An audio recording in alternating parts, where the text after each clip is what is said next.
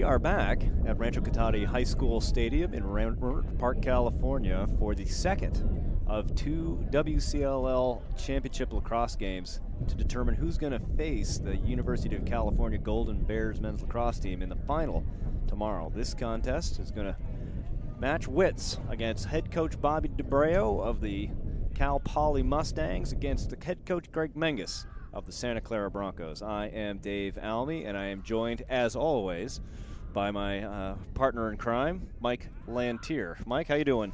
Doing well, Dave. Enjoyed that first game, but this is really going to be the contest I think the fans are looking for. This is going to be a hard-fought battle to face the best team in the land, but we're looking forward to this Mustang-Bronco matchup. Yeah, suffice it to say the first game got out of hand very quickly, so I think you and I would both anticipate and hope for a game that's going to be more tightly contested between these two teams who have met before this season.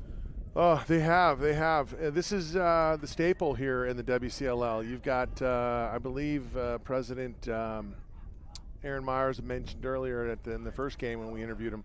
You know, you've got 5 teams that are really pretty much powerhouses, not only in the WCLL but in national ranks. Cal being the top of all. But this is going to be a good one, and I think they're getting ready for our national anthem. So we're gonna take a quick break.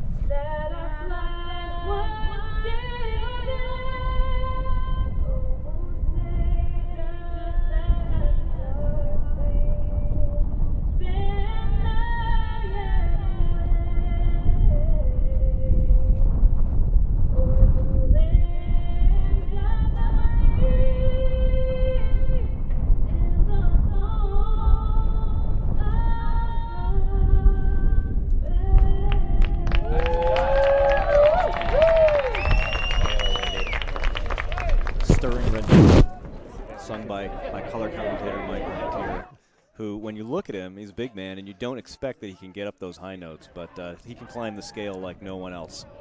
Thanks, Dave. But back to what we were talking about earlier, this is not the first time these two teams have met, with Cal Poly prevailing over Santa Clara 16-7, I think, the first time they met. And we had a chance to talk to both coaches right before the game. And Coach Bobby D seems to feel like he's got a good plan for today. Well, definitely. I mean, they're a big roster. They've got a lot of athletes, a lot of great talent on that squad, but they're focused in on the Broncos and obviously number 24, Keaton Collier. Yeah, Keaton Collier, the sophomore sensation, over 40 goals on the season. So I think it's safe to say that the offense runs through him. It does. I mean, he's a unanimous first-team all-conference attackman, led the votes on that. And he is a very interesting player. He's played a lot of field, but he's also played a lot of Canadian box. And thanks to Shaden Santos and his Calilax All-Stars program. I mean, the Panda. Yeah, yes, they changed the game. So, but Cal Poly's got the same in AJ Guralas, another Calilax All-Star for Cal Poly, coming off a year where he studied abroad and now is back to keep pressure going. I tell you, I'm very much looking forward. Well, I'm looking forward to a lot of things, but I would say the thing that I'm probably most looking forward to this game is watching strength on strength, right? Because Cal Poly is going to send the WCLL Defensive Player of the Year, Jack Tooney, out to get up and face off against Keaton Collier. So, it doesn't get much better than when you can see two athletes at the top of their game squaring off one another and see what happens. Yeah, Bobby D was very tight-lipped about his plan, but he said he had a plan. He's the Cheshire cat, right? That big smile, but he's not saying a whole lot. No, but I mean, you know, it's not a hard one to figure out. Defensive Player of the Year, long pull out of St. Ignatius, trying to shut down the Archbishop Mitty midfielder and Collier. These guys played against each other in high school, so they're not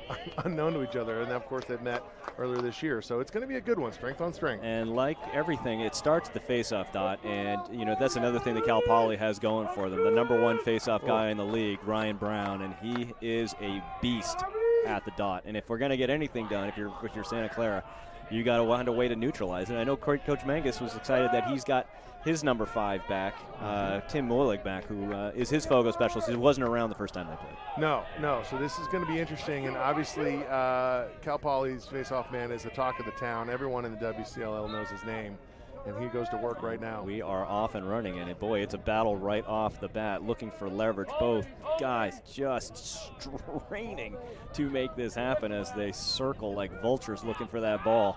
And it looks like Cal Poly's going to come up with the first look at it. I believe Santa Clara's got the first possession of the game. Nice. Although the battle is not over yet. We've already got a flag down on the ground. And we are going Santa Clara's direction. So, boy, good things if you're a Santa Clara fan, getting that first possession of the game. Although in the last game we did see Sonoma start with possession first and even get the first goal of the game, and I think we all know how that turned out. Yes, it did. It was we thought it might have been momentum, but it turned out to be pretty much a gasp at catching Cal asleep. But cannot see who the penalty is on against Cal Poly, but it looks like the Broncos are man up. And here they come in their first possession. Working the ball around the perimeter. You know they're going to try to find it down and get it down to Collier behind it X fairly quickly. But right now they seem content to. Oh, no. A miscommunication. That ball's going to go Cal Poly. As Keaton Collier was cutting up towards the net, the shot was let out. Yeah, and that's just, you know, you got to read people's body language and know when a man's about to shoot. We got to have backup there. So here comes Cal Poly on the clear. Number 20, Hayden Thayer, crosses midfield, and he's got a lane to the net. And fans are excited already, even with only about a minute to go over in the first quarter here. There was some flexing going on in the front row there that actually I've leaned back in my chair a bit, got a little scary here, you know. But that is Rancho Cotate for you, isn't it? We've seen some battles here, yes. Some battles here indeed. Cal Poly settles into their half-court offense. That's Ben Biggers up at the top of the key right now. I don't know why I'm using basketball analogies, but you know, hey, look, there are similarities. Absolutely. He is closely shadowed by number 20, Connor Lencioni. Kind of trying to figure out what Cal Poly wants to do here. You know, clearly we've got a man-on-man situation. I don't think they have the right personnel on there, Dave. Maybe they're just finding their way through it while they try to burn that penalty that was on. But I think that both teams are back to even strength, so here we go. 22. That's Sam Galiff making a hard run with the ball. He's using his big body. Oh, save. Really nice pickup right there by the Santa Clara keeper. That's number 27, Liam Hewitt. I think that's number 27. Nope, 23. I got that wrong. Yeah, we had some roster changes late from Santa Clara, so pardon our mistake there. You can't believe, ladies and gentlemen, what this roster looks like. it looks like it was written in crayon by a fourth grader. I'm not blaming Greg Mangus. I'm not. Maybe I'm blaming him a little bit, but that's what you do. Henry Godfrey's now got the ball down here. They continue to move the ball as best they can. That Cal Poly defense is coming out of the gate and looking like they're going to be playing very tightly over the course of the game. Switch to left. That was a nice looking shot there by Brian Buckley, who switched hands late in the game, just managed to tag the post on it. 25 goals on the season for Buckley. He's obviously one of the better offensive threats on this team. He's going to try to take some of the work off of the sophomore sensation Collier. Loose balls, things are flying around out there like ping pong balls in a lottery basket. You betcha. Is that Doug Goslin? That's Doug Goslin, I believe, 97. He had a heck of a year, 30 goals, 16 assists. Definitely a go-to guy for the Mustangs. All right, so things have been a little bit wild here to start. You know, the early game jitters as both offenses try to find their find their pace here. Not yet established, but now it looks like Cal Poly is settling down and working the ball around to try to find exactly what it is they're looking for. Which Look at this. What a save again. Boy, in the early going here, Matt Lencioni is showing himself equal to the task. That's 2 pretty brilliant saves right out of the gate, huh? Yeah, Lencioni definitely was a factor last year in Cal Poly's march to finals. But I tell you, standing firm in there is the Cal Poly goalie, and very happy to see 2 quick saves on his end. He's definitely moving in. On the Santa Clara side of the ball, yeah. I mean, then that's a lift for the team too, right? I mean, look at your goalie comes out, bam, 2 big saves like that. And here's the matchup we talked about right here. This is Collier and Tooney battling it out. And Collier finds the good skip right there. Our defense on Cal Poly, as I seem to recall from last year in the championship game, very, very quick to the ball. And they're not going to provide a lot of comfort for any of the shooters that Santa Clara tries to put out against them.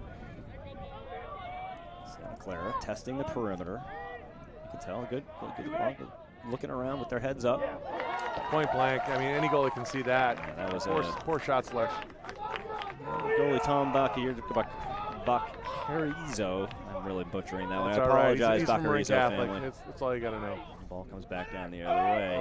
Left that one behind. Sarah Claire is there to gobble up the mess by number 11, Ryan Buchanan. Kind of still a feel each other out kind of momentum here. It's a little bit sloppy, but trying to squeeze the ball into spaces that are a little snugger than they should be, but trying to make something happen. It's championship lacrosse here, Coach Mike. All kinds of wildness is what you can expect. Well, at this point in the game earlier in the day, it was probably 7-2. it was not quick. 0-0. Hey, look at again, all credit to the Canadian style there. That was a twister of epic variety. Yeah, number 29, Henry Godfrey, Aspen, Colorado product. Is that 29 that got that one? I think so. I think it was 39, 29. 29, I think it's 29 because they're already helping them out. Let's take a look at that one again. There's a lovely little twister coming down. Hey, kids, if I know this isn't a traditional-looking shot, but when your hands are tied up and you can't bring it back to the other side, give it that little cross-body look. That's a good looking there. And so Santa Clara up scores first blood here, 1-0 against the number 8 team in the country, Cal Poly Mustangs. Dare I say that Godfrey might be out of the Matt Brown Denver Elite box program with that particular move? It could be. And face-off master Ryan Brown starts that fast break, and Cal Poly so nice job by the Santa Clara defense to close the lanes down and make Cal Poly pull the ball back out. AJ Guralas with the ball up top. Now he's got a shorty. Yeah, that's the matchup that that Coach Bobby D wants to exploit. Yeah. How they let it go though. Yeah. I would have taken him right to X. That's what Shaden Santos taught him. Go behind. If you want to watch a guy who works well in space, you watch number 9. He could catch the ball in tight and get rid of it in the blink of a bat's eye. Like right there. I'm going to credit Colin Doyle on that because that looks like a Doiler. First of all, I want to thank AJ for basically proving what I was just saying. A pretty nice pass across the face of the crease. This. He never gives up on it. The angle's there, right? Calls for it. Whoop. And then look at this backhand reverse underhand shovel.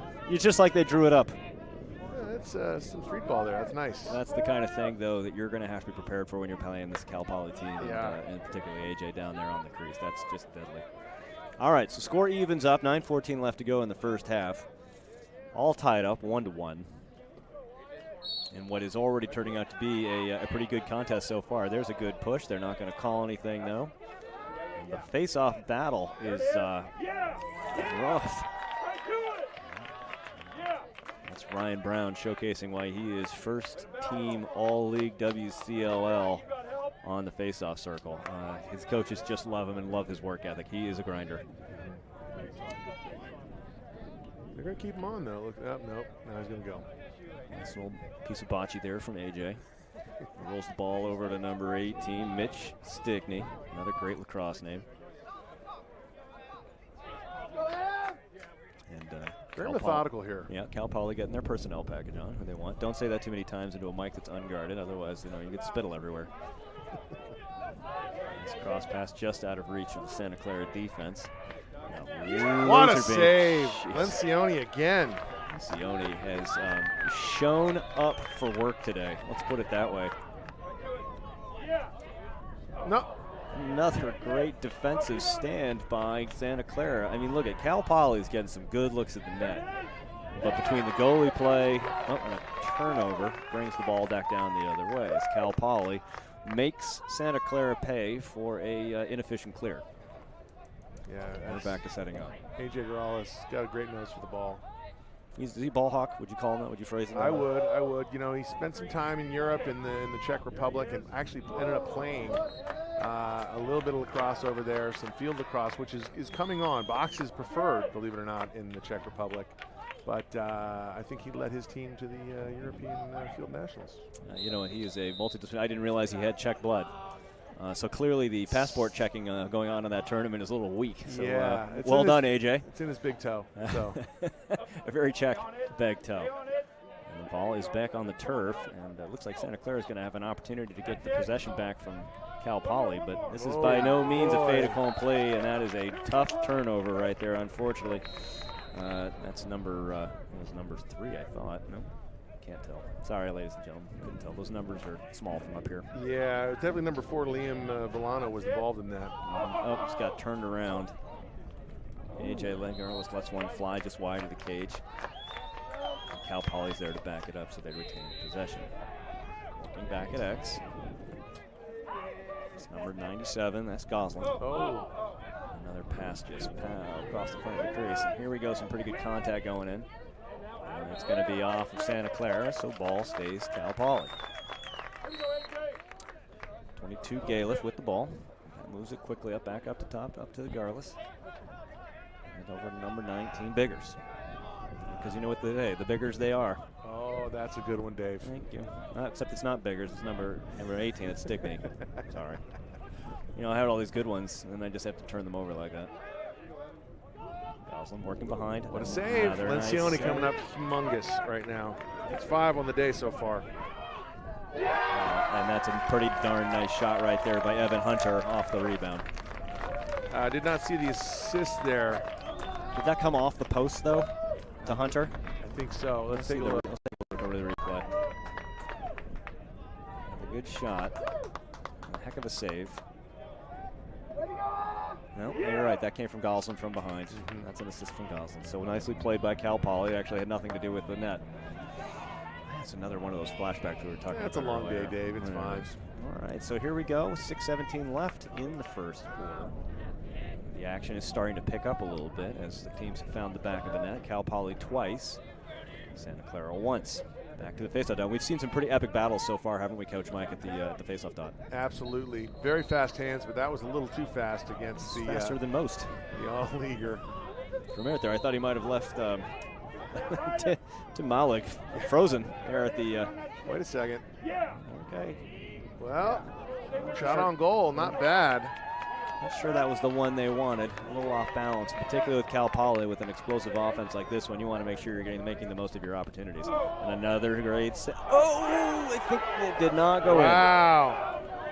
The referee was right there to see it, and I know it's going to be hard for the fans to believe he actually had a much better angle than they did. Because the Cal Poly fans, unless they have an angle I'm not familiar with. It was pretty close. Ryan Buchanan, was it on the line? Do we need to see that one again? Very close. The replay officials are going on up here in the WCLL officials booth. Sponsored by Warrior, no less. Oh, the old Rusty Gate. That was Connor Lencioni. Not able to shut the door. The Lencioni family well represented here at Santa Clara. I sense a long lineage there. Both coming out of De La Salle. They had Broncos forever. Yeah, but now with the addition of Mike Blocko on that staff, they've had a very disappointing season. So. Oh dear, Mike Blocko. About to get married. Can you believe it? Unbelievable. Scary on so many levels. I can't even begin to talk about it. So here we go. We got 18 Stickney back with the ball. He moves back up top. Guralas pulling it back out again. Back over. That is Biggers. Sorry. The 18 and the 19 look really close, folks. So I'm doing my best, but counting has never been a strong suit. Well, I think Coach Magnus right now is probably very happy with the 2-1 situation. But dare I say, Lencioni again. Lencioni is having the game, at least certainly the quarter of his life. Nicely played. That could be trouble. Uh-oh.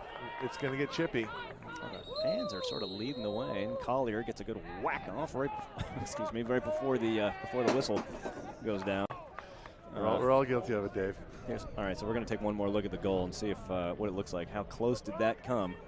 Got his feet down on it, and as soon as he moved, That's a tough one.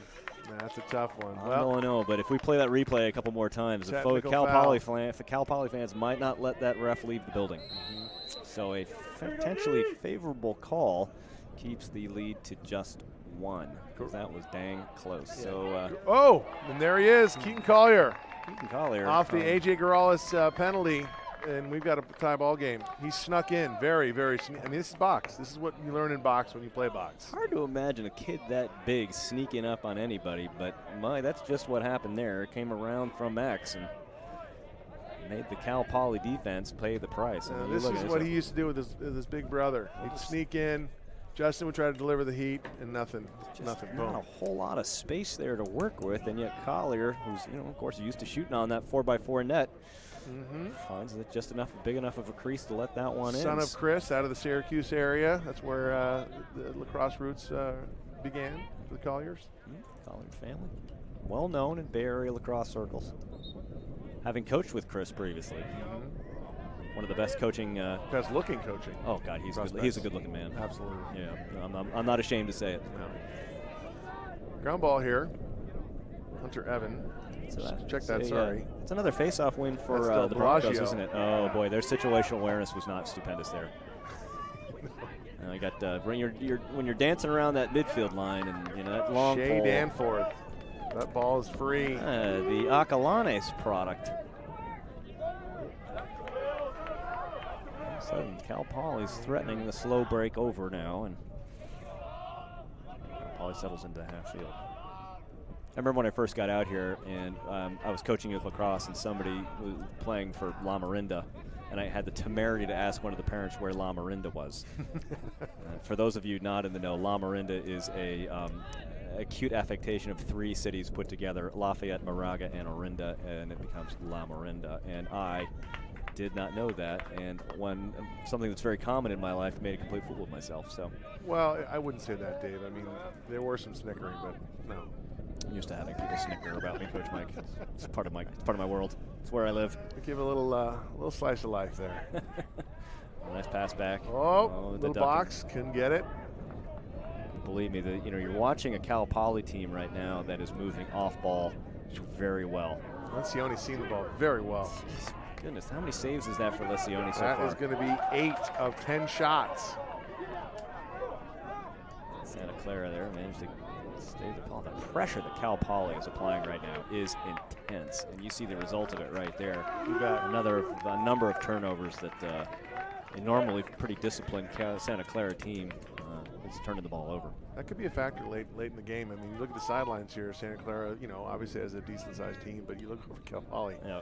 And there's a lot of white jerseys there. They got horses. So we got Mitch Stickney at the top of the ball right now. The urge to call him Stitch McNey is almost more than I can stand. Do you think I'm the first person to do that? No, I don't. I think the U.S. Census made well that mistake. Read by number 11 on the Santa Clara defense. That's Ryan Buchanan. Saw exactly what Stickney was trying to do to that ball and was there to pounce. So Chase Lombardi here. Going to get it started for the Lencioni. Boy, he is having a heck of a quarter of lacrosse right now. And if he can continue that kind of play through the course of the game, it's going to be a very interesting contest. And a nice clear by the goalie, who continues a just fantastic quarter of play. Well done.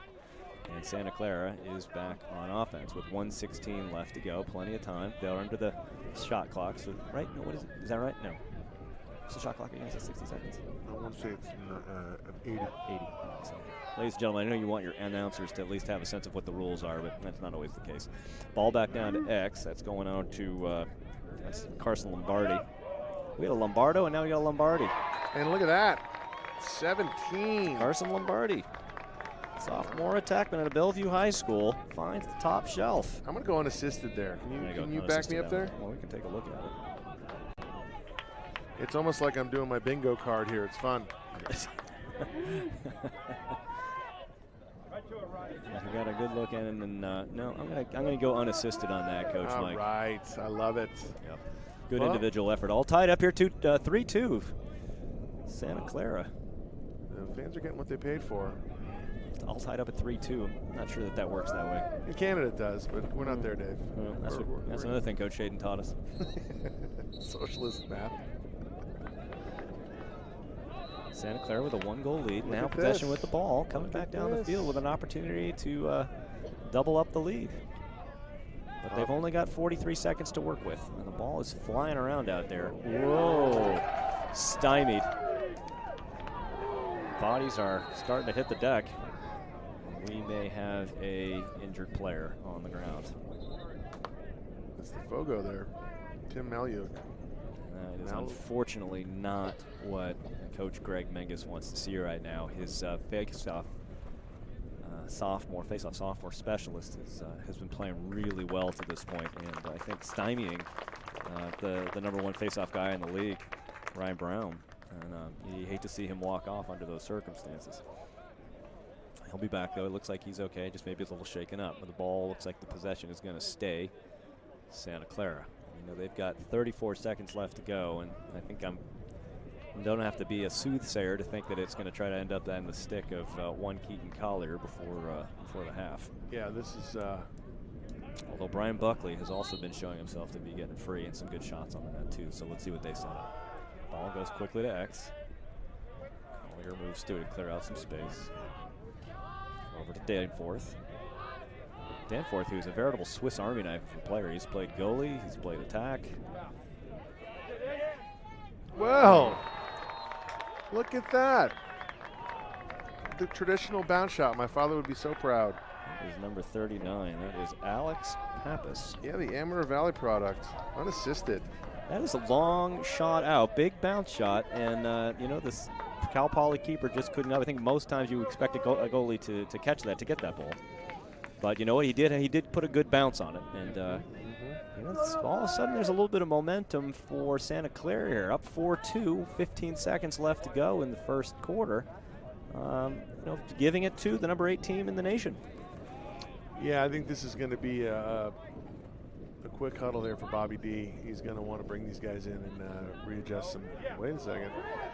That is that's a heck of body control right there by Ryan. He's only got a few seconds here to get off a shot. The Fogo. Fogo. The rum.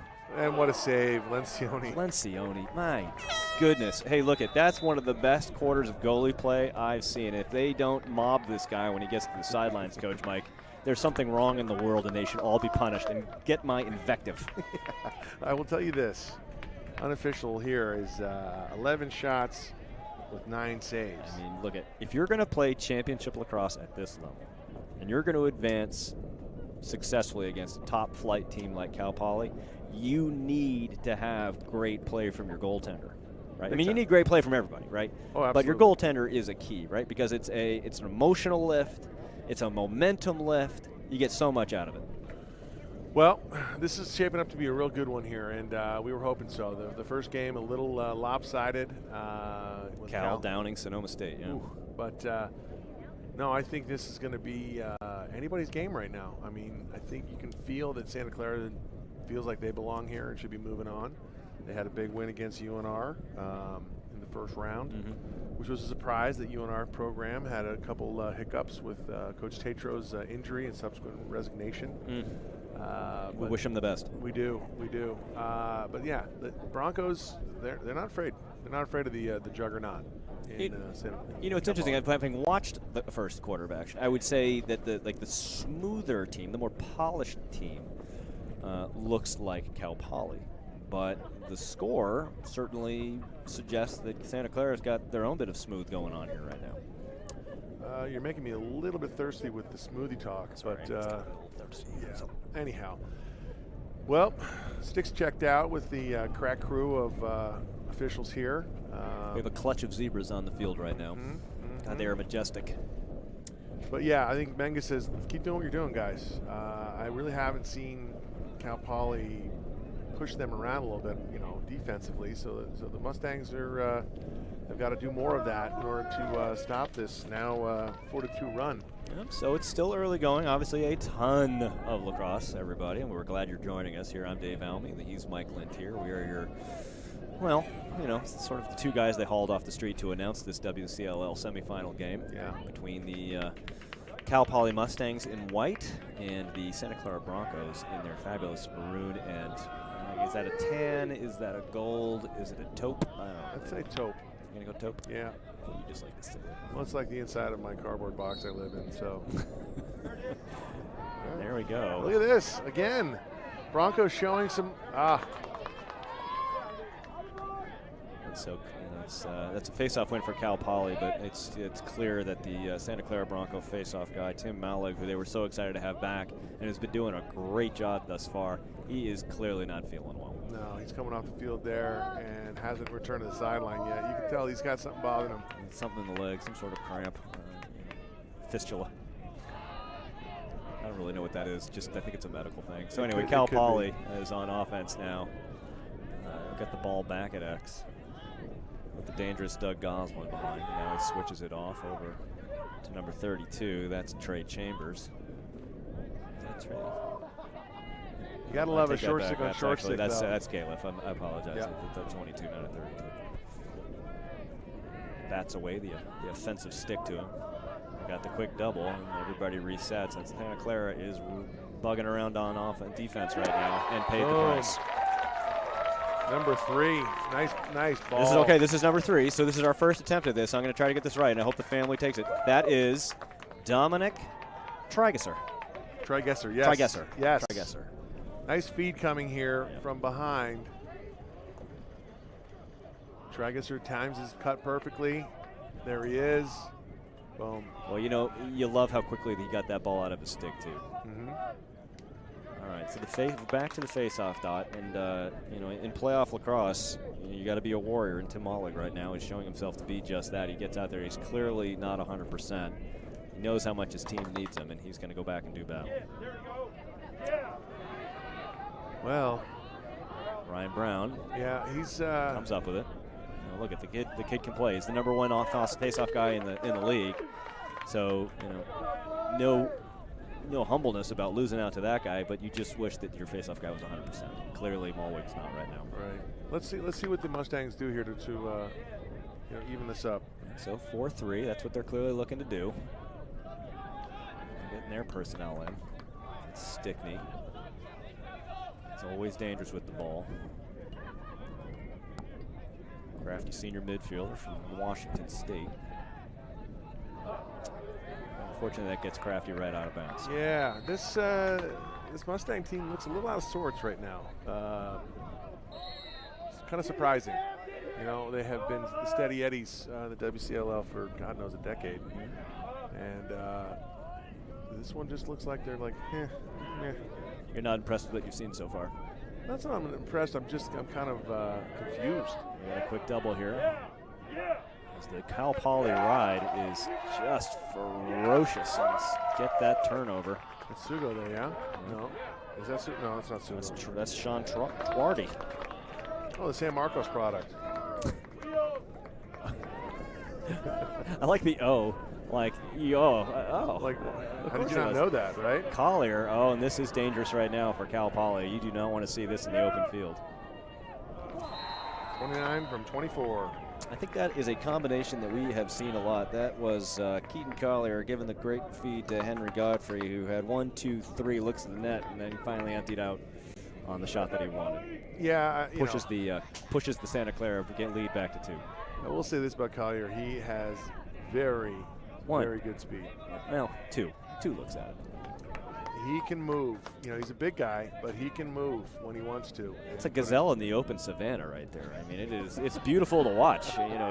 Galoofing through. I don't know if galoof is a word. Galoofing. I don't know. It's late in the day. This is our second game. The English language is going to be a plaything. Godfrey with his hat trick so far. 5-3 Santa Clara Broncos. 12:23 left in the half. Bodies are falling. That looked like a little bit of a hold, and the ball is going to Cal Poly. They're going to see what they can do to solve what has been kind of a opportunistic Santa Clara defense right now. Goalie play has been exceptional. They have been getting their sticks in the lanes. So doing a couple things to frustrate what is usually a very rhythmic Cal Poly offense. Yeah, I'm a bit surprised because just based on the Fogo situation where Cal Poly has commanded the ball, Santa Clara's found ways to find the ball in the back of the net, and that is something that Menges is smiling about from using my Bushnell sponsored binocs here.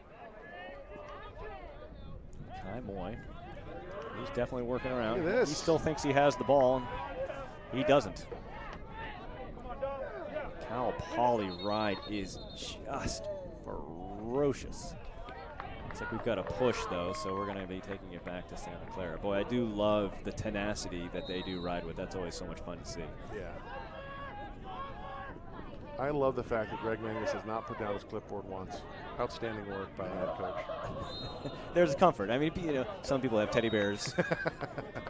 Some people have blankets. Coach Menges sleeps with a clipboard, which, everybody's got their own thing. Unfortunately, a somewhat sloppy clear by the Santa Clara Broncos results in a turnover. Cal Poly hopes to take advantage of that. Down by 2. Which, as we know, is the worst lead in sports, is a 2-goal lead. That's true, Dave. I learned that last year with you. Full of bone mows, Coach Mike. You'll get a bunch more of them before this game is through. That is for sure. I might break out my fundamentally unsound. It's never a game unless the fundamentally unsound has been thrown up with abandon. Absolutely. That certainly applies to a one-handed pickup. The goalie is loose in the crease. It is all. Oh, and he gets his own ground ball. I would be thinking timeout right here. That's usually a Ben Hewitt special. But Menges a little more cool as the other side of the pillow there. I mean, the absolute ferocious chaos that's being delivered out there in that moment. And, the cool-headed Lencioni just blithely picks up a crazy rebound and gets it outletted. And we do get our first timeout here, looking like Menges and crew. Yeah, I think that's a smart timeout, to be honest. I mean, the pace of play was getting a little bananas for a while there. A little bit. So that was a crazy little moment right there with Lencioni coming out and like the ball bounced right under his stick. Good things usually don't happen when a goalie comes out and there are many, many pulls around. But how impressed are you with him so far in this first half? I mean, he has absolutely been a difference maker for the Broncos. Absolutely, and his brother's getting involved as well. So very cool that they're having this kind of impact for the Broncos. When all eyes were obviously on their, Collier, other guys are pulling their weight, and that is what Menges wants. Absolutely. So is that, you think, what he's saying in the huddle right now? It's like, okay, deep breaths. Okay, let's just settle the ball down a little bit and take a timeout from what was just furious action there for a little bit. Yeah, I mean, we got, 10 minutes left in the half here, and 5-3 game. Like you said, the 2-goal lead. Tough for the Mustangs to respond very brittle, here. very brittle. But they go 6-3 here, and, we got some interesting stuff that's going to happen with Bobby D. Adjustments galore. Yeah, I think that, like I said earlier, the scrappy Broncos defense has found the opportunities to dissuade the Cal Poly Mustangs from finding their way into the net. But on the same token, I've been very impressed with the Cal Poly defense. They have been tenacious. They have been riding effectively. They have created opportunities. It's just, look, outstanding goalie play is the only thing really right now that's standing between Santa Clara being up by 2 or being down by 2. Yeah, no, you're right. And I got to say, Cal Poly, you look at the all-conference list, and they've grown to 11 selections with just a short 5 with Santa Clara. But still, their polls and their defensive midi play has been fantastic. It just hasn't been coming together on the offensive side yet. I think they're still finding their way. Nope, they've been so far in the second quarter a little bit inactive. Haven't been putting too many shots on net down on the Santa Clara side of the ball. So credit to Santa Clara, they're executing what they wanted to do. Cal Poly just hasn't been making the most of the opportunities from what's been effective face-off play for them. All right, it's going to be a nice little matchup here. It looks like it's this is the one we all came to see. That is true. Now, I don't have a 25 on my roster for the fabulous Mustangs. Should be Tooney, I think, right? Isn't it? Where is he? I have him at 33, so I'm not sure if he's not in the game right now, but. All right, so Broncos playing a little hot potato. And Godfrey makes the big run. He's been their answer today. He's got a hat trick. Shifty behind the net. Lombardi. Oh, what a save. It was a heck of a shot, but a better save as Lencioni tries to get one down low, but Santa Clara's Tom Bacchierzo. And that is a tough one. Yeah, we're in Catholic Wildcat. Bacchierzo. That's what I'm going to go with. Yeah, you can't tell me differently. Like it. Yeah, our mystery man right now is number 25. I need to find out who he is. Number 14, Zach the Man Levitan. Yes. He's getting off the field after getting the ball down to the offensively minded Sam Galiff. The ball all the way across the field. Evan Hunter. Looks hungrily at the net and the defender who is on him. Nice little pass over across the top. One-handed pass, fundamentally unsound, Dave. Big, you were just itching. Big rip from Galiff, is unable to find the crossbar. Very dangerous on A.J. Guralas behind the net, moves the ball up top after some good defense. A lot of one-on-one here. I thought Cal Poly would have more ball movement, trying to create space. Clearly they see some matchups. Look that at like. that, one-handed with a bounce pass. To boot. Ugh. Dirty. Ugh. Ryan Buchanan. That is a top 10 moment. The one-hand stab and then the bounce pass. I think we need to see that again if we could get that on the replay. This is for all you little kids out there. Wait till college to do this kind of stuff. If you do that in a U11 game, you're going to have a coach burst a blood vessel. Oh, my. Oh, wow, a laser beam coming in from 28. That was Brian Buckley. Another De La Salle product. What is John Christmas doing over there? Brian Buckley just reached back to somewhere in Healdsburg and let that one rip. Yeah, that was a nice shot. You got a Collier with the feed out to the wing. Buckley gets his hands free and just pegs the corner. You almost can't even tell the difference between the time that ball leaves the stick and it hits the corner of the net. Yeah. Had to take a deep breath. Yeah, that was something out of the SLAC, the Stanford Linear Accelerator. That thing came at a mile a minute. All right, so Cal Poly finding themselves down 6-3 about halfway through the second quarter. And all of a sudden, that's why they Mustang riding a Bronco there for a minute. I'll tell you what. Oh, I was going to say he's just getting. It's slight battery in there. It was like Canadian seal hunting right there.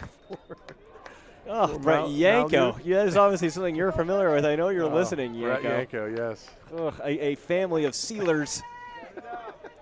You say, oh, that's back in the old family lore right there, clubbing the kids out there. Woof. Get your blather up watching that kind of stuff go on. The face-offing today has just been tremendous.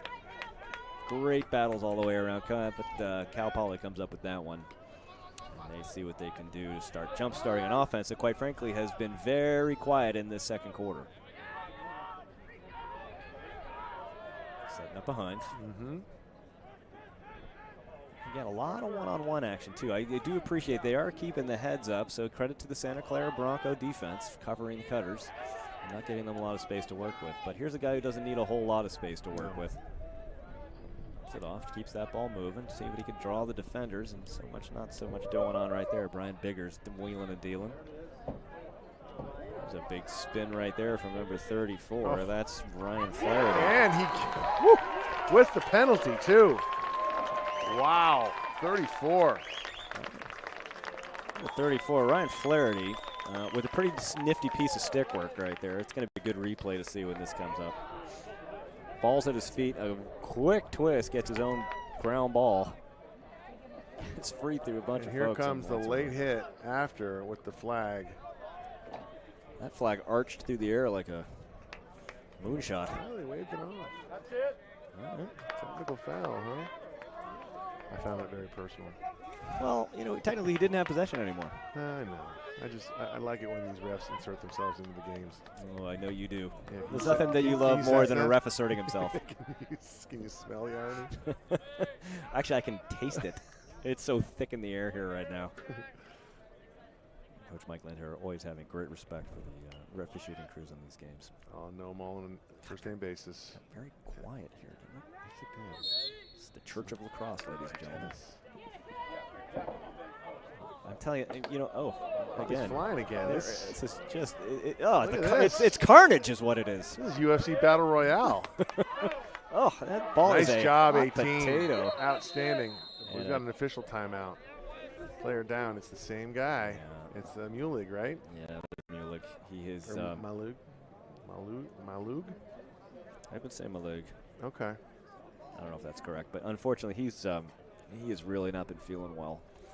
He got banged up earlier in this game, and he's been a warrior getting out there and battling. Our replay official is taking a hard look at that one and trying to see what comes up. Tim is. No, he may have had the wind knocked out of him with a lacrosse stick on that one, but he has been paying a heavy price for some pretty stellar. For pretty stellar play today. I want to take this time, Dave, to recognize the on-site catering company, Taqueria Sol Azteca, a local company out of here at Rohnert Park here. We enjoyed 2 burritos, did we not? Well, I enjoyed 1 burrito. Well, okay. I enjoyed 1. Maybe 2. It was delicious. That's Sol Azteca. You can call them at 792-1859. They cater residential and corporate events, so highly recommend Sol Azteca. Yeah, DoorDash them all the way. DoorDash them. Self-dash them for all, you know. Look at, if you like a burrito, and who doesn't? If you don't like a burrito, they should build a wall around you. And we're back at the action here. Santa Clara Broncos with the ball after a bit of misconduct on the part of Cal Poly. It is Shea Danforth out of Lafayette, working the ball behind. As Greg Menges' offense tries to find an opening. Collier looking, and they are doubling him quickly. He continues to run. They don't want to do it, but somebody's got to be open. Look at this. They got a little plan. They said then they're going to continue to pressure him. That was a lot of pressure. Collier had no chance but just to run away. And the ball is a hot potato. We've been spending a lot of time. Ball still back in the air. This is amazing. I tell you, I don't know. Did the referees Vaseline the ball up earlier? They just didn't tell us, or? But they're letting them play. There's definitely some physical play here. I like it. That was a good thump to the back right there too. As number 30, Shea Danforth, takes a step back, and let's collect ourselves a little bit after what the pace of play has been. You got to enjoy that, I know, Coach Mike. I love it because in the old days, you know, they let us play a lot. There was a lot more physicalness. Obviously, the rules have tried to keep the players safe, which I applaud. However, when you've got some loose ball work, that is the time to get your body contact in, and these refs are letting them go. All right, pace of pay got stuck in my throat. All right, so quick shot there by Buckley. It's backed up by Keaton Collier. Santa Clara retains possession. Up 2 goals, 4 minutes and 30 seconds left in this first half of lacrosse action. Danforth with a nice shot there. Backed up by Buckley. Nonchalantly picks up an extra. He's waiting for the bus or something to come to him. Decides to put the ball back in play. Very casual player, Buckley. Deceptive speed, I think, is the way most people would try to describe it. Danforth. You know, look, you can tell there's something about this Rancho field that seems like it's getting a little tough to catch grip on. I'm seeing a lot of folks slipping and sliding. Yeah, it's. I think it's due for a retread. Very lumpy out there. A lot of settling has happened over the years, and that's outside of that. Alex Pappas thought he saw something, but the goalie's best friend, the side of the net, helped out the Cal Poly defense.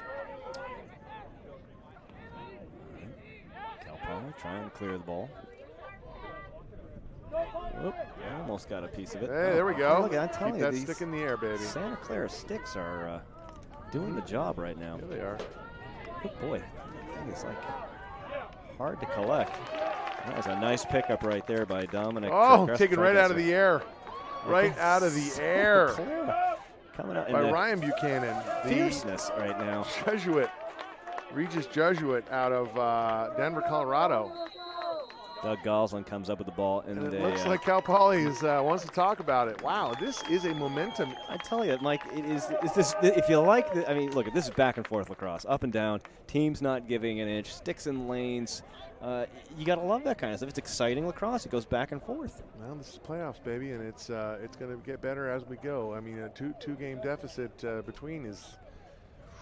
Yeah, we're on for a good one here. I mean, this is just the first half. We were talking about flea stacks last game with Cal. I think it's fair to say that this game is slightly more competitive than the one we had before, where the #1 team in the country, Cal, showed why they are the #1 team in the country in a fairly easily handling of Sonoma State, where Cal came out had 19-10. Where it's safe to say that score is reflective of what we saw on the field. So a great effort by Sonoma State. Well, Sonoma came back out in the second half and literally played them even, if not slightly better. Yep. Just they ran out of time, and I think they wish they had a fifth quarter there, but it doesn't matter. They're done, and Cal moves on. But this thing's wide open. I mean, both teams are living their lives for one more game. It choked you up a little bit. It did. It did. I can see. Reminds me of my days back in the Stone Age. When we got to play with clubs and monoliths. Darn right. True cat gut. Yeah. Couldn't play unless you could skin a deer. Run a trout line. We're not doing that here today. Everything is plastic and synthetic, and but boy, the play here is neither of those two things. It is honest and deep. Yes. Is what we've seen, natural and fluid. Beautiful weather and beautiful play. And with just a furiousness about it, right? That you expect from playoff lacrosse. Every ground ball contested to the fullest. Bodies laying on the ground as kids are trying to both the hard cuts and the good checks, and this is exactly what you want to see. Well, I hope that this is the kind of game that a young kid will look at and go, you know what, I'm going to be like that. I'm going to go out and contest every ground ball. I'm going to go out and play my hardest every single time I'm on the field. And that's what's going to get that kid to college to play at this level. And here we go, Cal Poly win the Kai Moy with the stick on the ball. I'm wondering what, well, you know what, I think that it's safe to say that Coach Bobby D gave some thought to what he wanted to say to the kids when they came off, and I'm pretty sure that wasn't it. I want you to go out there, and I want you to throw that ball away wherever you go. And then right back at you. So maybe the pace of play is catching up with these players. I mean, it's just exhausting when you're going full out like that. Well, it's warm, but it's warmer on that field. I mean, that's the the granulate that's made out of the. So stop right there. Was the word granulate? Granulate, yeah, Dave. It's how they process the tires and put into the fields here, and you can see it there. It's coming up, and this is a frumpy field. How about that? Frumpy. Yeah. Granulate, frumpy. Ladies and gentlemen, you're getting a full measure. Flash. We're going to have a penalty as somebody did not like the way that stick came down on the player. So Santa Clara is going to be headed to the box. 2:40 left here in the half. Definitely not what they wanted to see. Is that? It's 42. I'm trying to figure it out. I thought it might have been number 9, Kyle Jacobs. Looks like it might be Brian Gilbertson headed into the box. Yeah, it is Brian Gilbert. Yeah, good call, Dave. You're on your game today. Every once in a while it happens. And, this is also a good day to put money on the lottery because it happens about that often. Just ask my spouse. All right, so Cal Poly gets a late in the half extra man advantage where there's a big lane right there. And Lencioni is just, I couldn't tell if he got a toe on that or they get possession. And, Santa Clara is going to try to do a better clear this time through. Just north of 2 minutes, so this would be a big goal for the Broncos. Nice clear by Caleb Patawi. Really motors up the sideline there. The ball back to behind.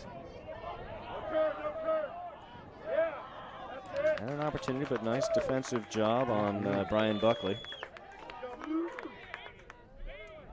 I know you do love to see good defensive play. Yeah, well, that's Lou Sugo. He's been a staple over there in San Luis Obispo for 4 years, and he is the emotional leader, as Coach DeBreo has told us. He's the emotional leader of that squad.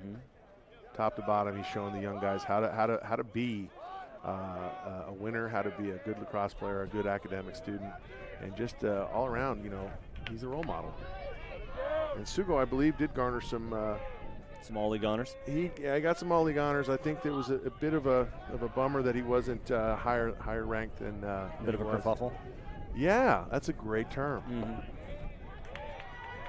Right now, this Cal Poly defense is playing them tough.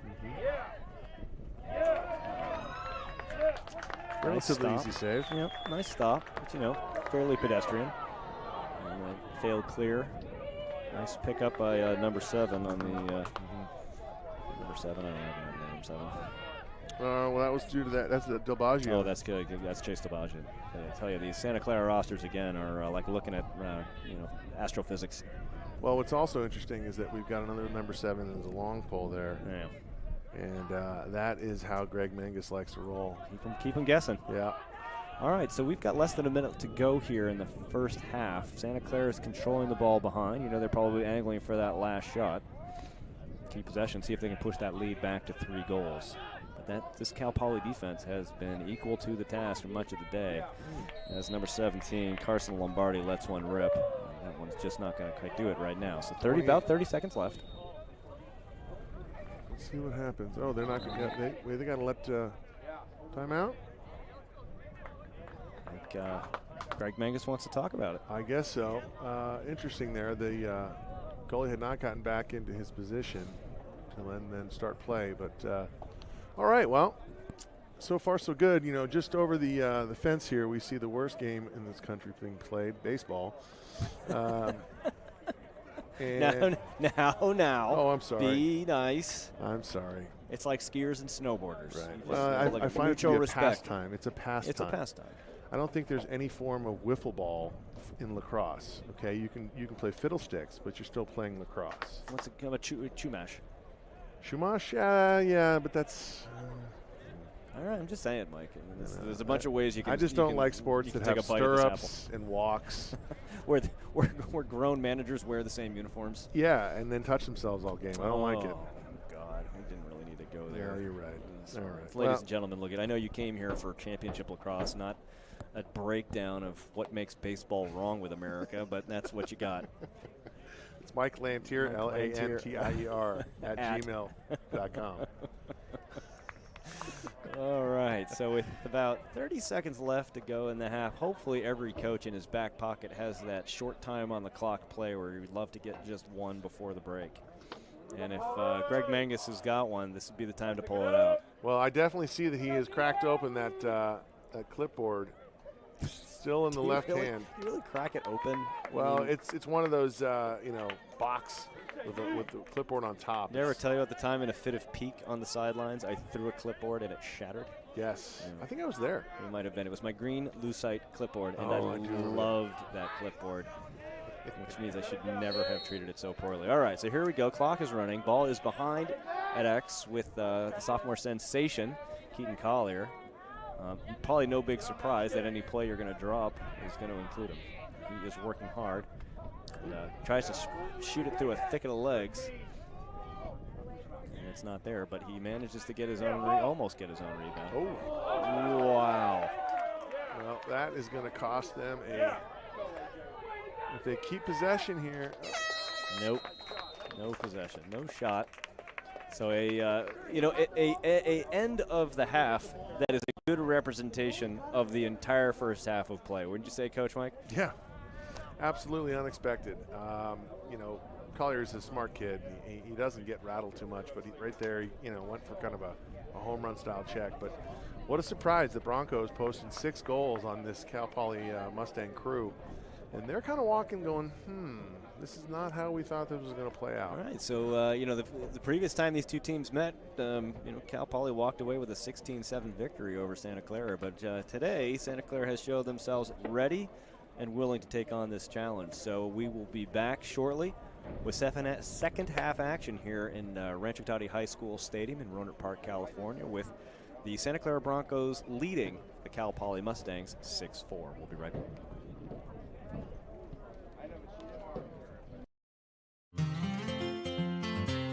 Linus Film presents Top Plays 2018 West Coast Lacrosse. Number 10, Cal, Texas in Memorial Stadium. Cal wins the faceoff, and Jake Bistotnik heads for the goal. He rips a big shot and scores. He also launches his body and performs a flip. Cal goes on to win 13-4. Number 9, Stanford hosts Oregon State down on the farm. Stanford senior Joey Murphy comes around from X and delivers some high cheese for a goal. The Oregon State Beavers win big though, 15-5. Number 8, Cal Michigan State, Memorial Stadium, Berkeley. Nick Bowman's face dodge gives him time and space, and he rips a sidearm shot into the back of the net. Michigan State wins the midseason game and goes on to be MCLA national champions. Number 7, Oregon and Stanford meet in the Pac-12 shootout in LA. Senior attack Cade Bailey runs through the entire Stanford defense to begin a comeback. The Ducks take the game 8-7 in the final minutes. Number 6, Cal Dominican, Marin County. Cal's offense is on a roll, and Jackson Durham scores off one leg. Cal wins by a convincing score of 23-7. Number 5, Burnaby, Canada. Simon Fraser, Oregon. John Finnegan hits Bailey in the crease, and he finishes to pull Oregon back to a 1-goal deficit at 7-6. But it's Fraser's night as they win 16-9. More from this game later. Number 4, Memorial Stadium, Berkeley. The 54th big game. Dylan Lee gets a pick and scores a 5-hole goal, and Cal wins its 3rd straight big game over the Stanford Cardinal. Number 3, Arizona State, Oregon. Pac-12 shootout, LA. Jake Marthins scores one of his 3 goals for the game, and ASU cruises to a 9-6 win over the Oregon Ducks. Number 2, Simon Fraser, Oregon. Kalen Naher gets one of his 5 goals for the game as the Simon Fraser clan roll past the Oregon Ducks 16-9. Number 1, Cal versus Cal Poly in the WCLL championship game. Freshman Brandon Cook comes around from X and puts Cal up 1-0. The Bears win a tight match 6-4 and punch their ticket to the MCLA championship tournament.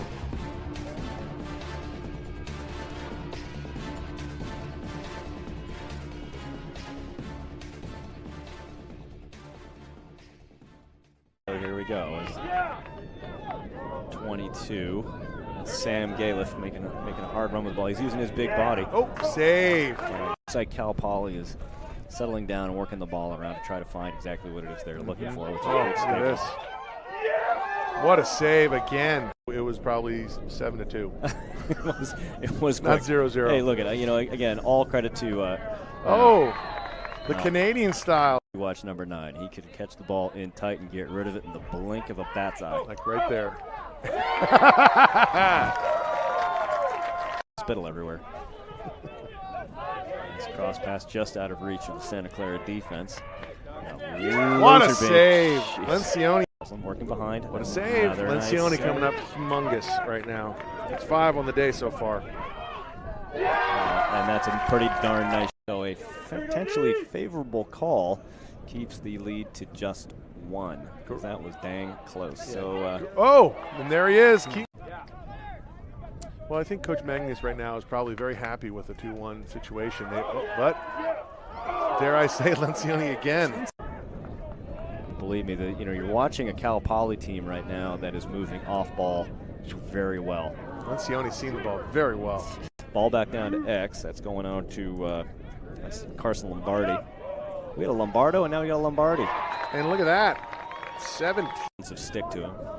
Got the quick double, and everybody resets. And Santa Clara is bugging around on defense right now and paid the price. How did you not know that, right? Collier, and this is dangerous right now for Cal Poly. You do not want to see this in the open field. 29 from 24. Kai Moy. He's definitely working around. Look at this. He still thinks he has the ball. He doesn't. If you do that in a U11 game, you're going to have a coach burst a blood vessel. Oh, my. Wheeling and dealing. There's a big spin right there from number 34. That's Ryan Flaherty. And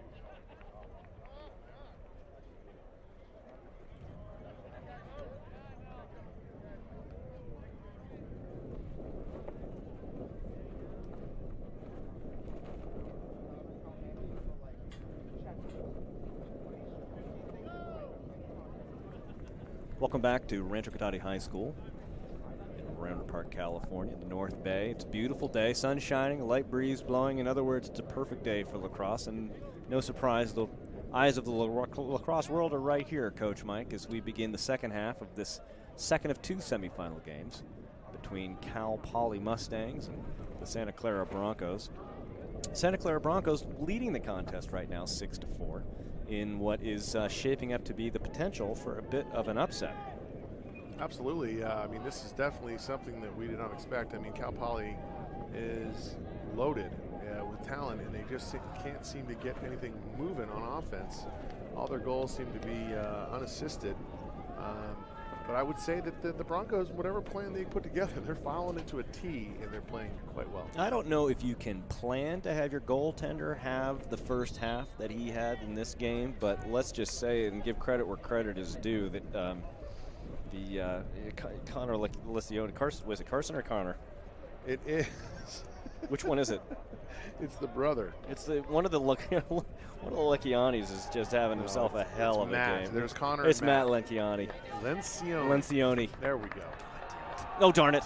There we go. Anyhow. All right. So, to that point, the Santa Clara goaltender, whose name I am butchering, had himself one hell of a half of lacrosse. Oh, yeah. I've got 10 saves recorded on 14 shots, unofficial, of course. He's been active around the cage. He's been past half field, and that's the kind of thing, and that kind of exciting play really can get a team off and running. Well, they're feeding off his energy. Clearly, the defense is.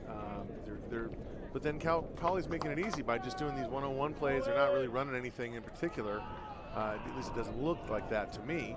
But they're winning the face-off challenge. Now they're of course man up here after the simple misthought, I guess, by Keaton Collier. And let's be clear, there's a lot of lacrosse left to play. So starting the ball with offense is exactly how Cal Poly wanted to start this half. And as they settle into their rhythm and hope to get a quick one right up here to let Santa Clara know that this game is far from over. As they work the ball around, very dangerous Guralas working with Mitch Stickney up at the top, rotating it back up, down low, and then back up. Getting the hands free, there you go. Stickney lets it rip. Well. A good old play. What a, I'll take it. Get that defense moving and shifting like that. Get the hands free, and Mitch Stickney makes the Santa Clara Broncos defense pay with a nice rip from right about 15, 20 yards out. Yeah. And just like that, less than 30 seconds in, that lead is halved to 6-5. So like we said, there's a ton of lacrosse left to play. And the face-off battle has been one we've been watching. And the number one face-off guy in all of the WCLL, Ryan Brown, has shown himself to be worthy of that. But boy, give Tim Mollig some credit for what he's been doing out there too. He's obviously hurt, and he is giving everything that he can handle.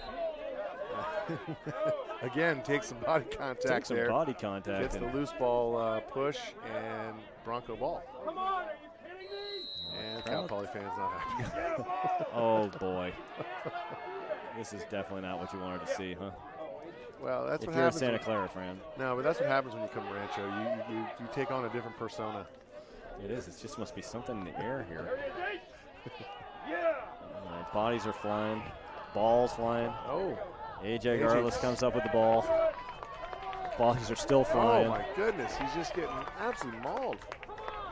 And finally, we get the late flag. A long delayed piece of yellow laundry finds its way down to the ground. And you see the potential here for a big momentum change coming up as one AJ Guralas sizes up the defense. Yeah, I think the penalty is going to come up against Wyatt Rich of the Broncos.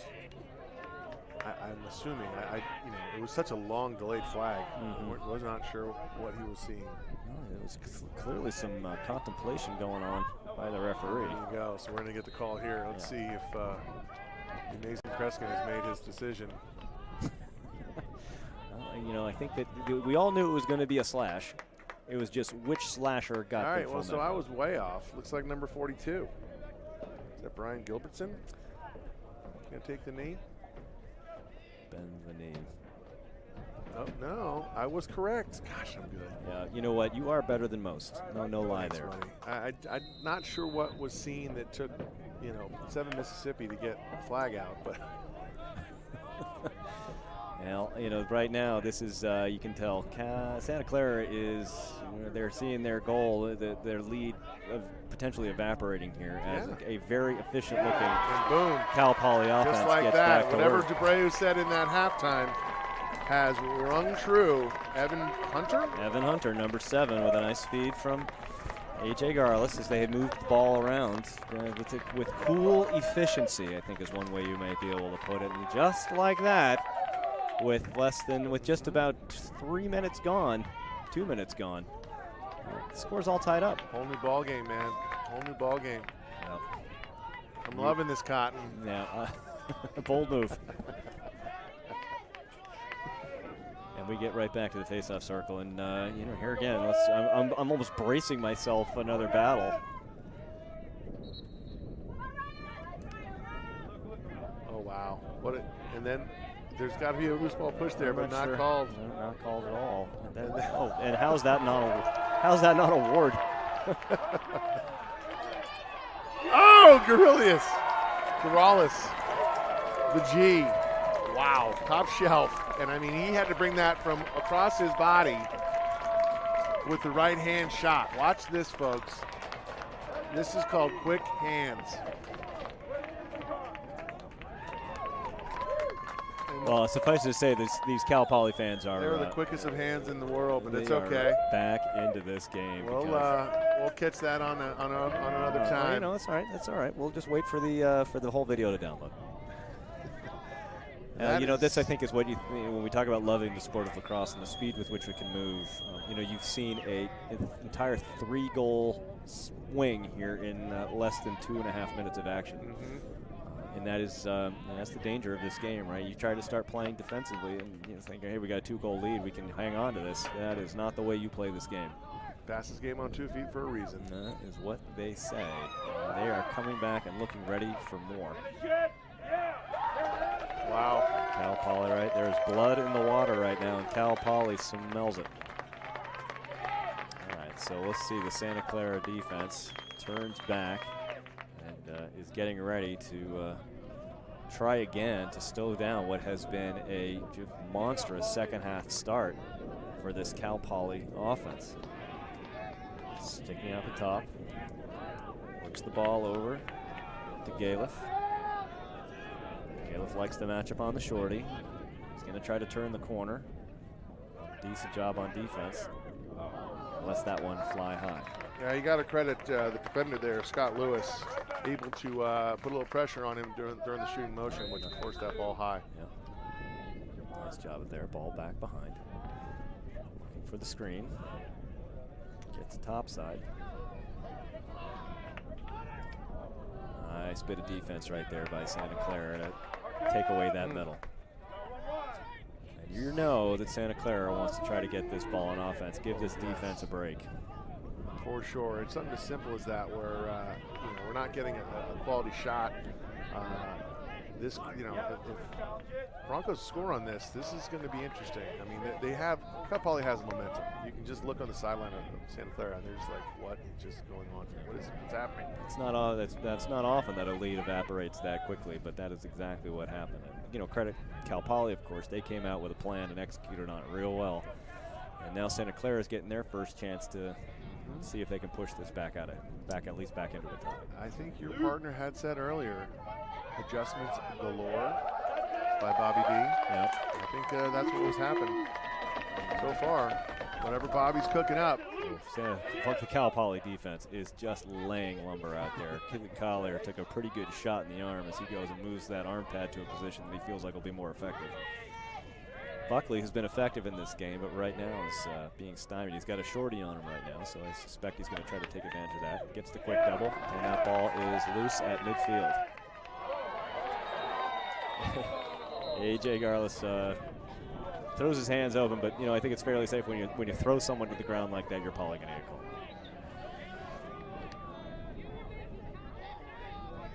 Some debate as to whether the Santa Clara player is positioned effectively.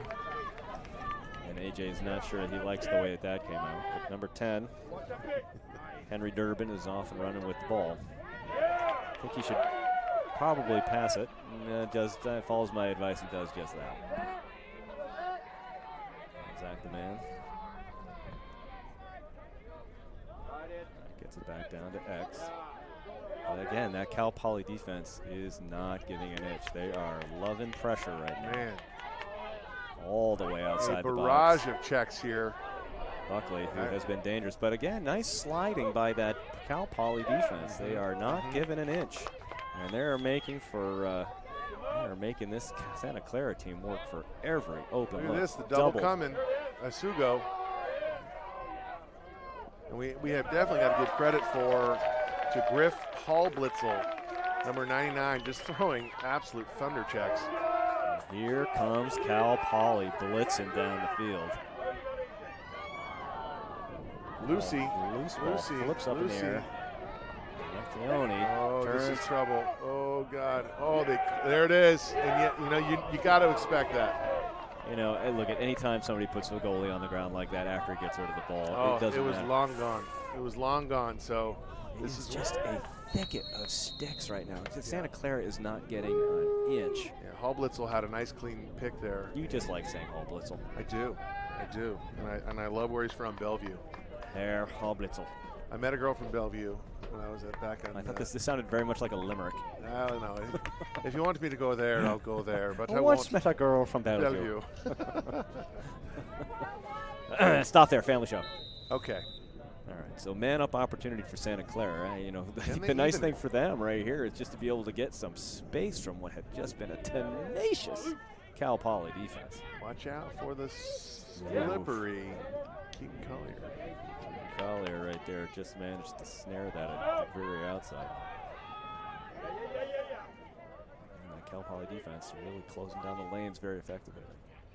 I mean, Coach Menges has got to see some production out of this man-up units, and he gets it from Collier. The low bouncer turns the corner, hands can't be seen by the goalie, and kaboom. I tell you, he really is fun to watch. Yeah, well, he's so smooth. It's not like he's even getting under pressure here. Not a lot of flash. Yeah, you'll see that he's going to catch the pressure, and he knows it's coming, so then his hands go low. He hides the stick head between his shoulders. Boop. That's that. The goalie really never even saw the ball.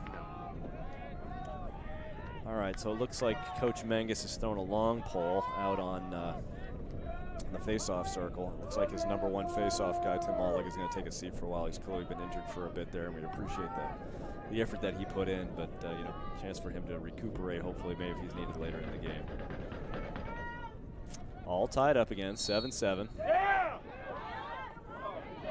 Ryan Brown is saying none of that. Little push with possession. The yellow flag's flying. And, that's another thing that the Fogo does for you. It gets out ahead of you like that, quickly gets possession of the ball. The defenders get anxious. And, forces moves that are not wanting to happen amongst a defensive unit, and they get a quick flag. Yeah. All right, so Cal Poly with the man-up opportunity. Back and forth, this game is starting to go. Love it. And I can tell you, you're kind of frothing at the mouth a little bit here. This has been a Mike Lantier kind of game. Let's see, Cal Poly's man-up in the second half has been pretty efficient. I think 2 for 2 on what we've seen. Guralas looks like you got to respect that outside rip, which creates opportunities and feeds right down the middle like you saw. Just unfortunately couldn't pick up on it. Nice quick movement there by the Broncos. Zipping the ball around right now. And if they can kill this would be big. Nicely done, Santa Clara, boy. You like to see the tic-tac-toe. That one got away. That is troubling. Unforced error. Stevenson product got just a little nervous there. We all been there. Oh, yeah. We've all felt like that ball is a grenade in our stick. Oh, I had a Doug Carl thundering down on me once. It's like, it's amazing how quickly that ball wants to get out. Not sure I have it. Stickney over to Guralas up top.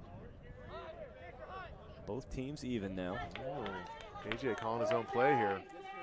He likes what he sees. He's got the shorty against him. Knowing what I know about him, he's looking to draw and dump. He is a big, strong cat. There's all kinds of mayhem going on in the middle Look at of the that. field. Wow. Nice save right there. And Wow. a heck of a stick right there. By Santa Clara is just blazing down the field. What is it with the number 1s today? That is Caleb Patwawi. Great stick. Nice hustle. Brings the ball back down on offense.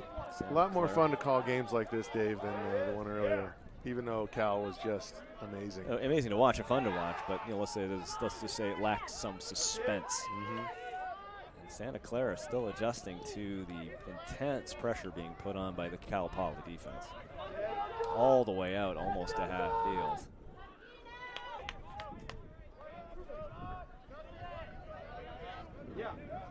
Durbin still working hard. I mean, I would have to say that the way that the Broncos are playing right now, they get a nice methodical long possession here with a goal. That works in their favor, whereas Cal Poly wants to just pull away. You can feel it. Those guys are playing kind of quick step lacrosse. And what a save. That's a pretty nice good save right there by Bacarizo.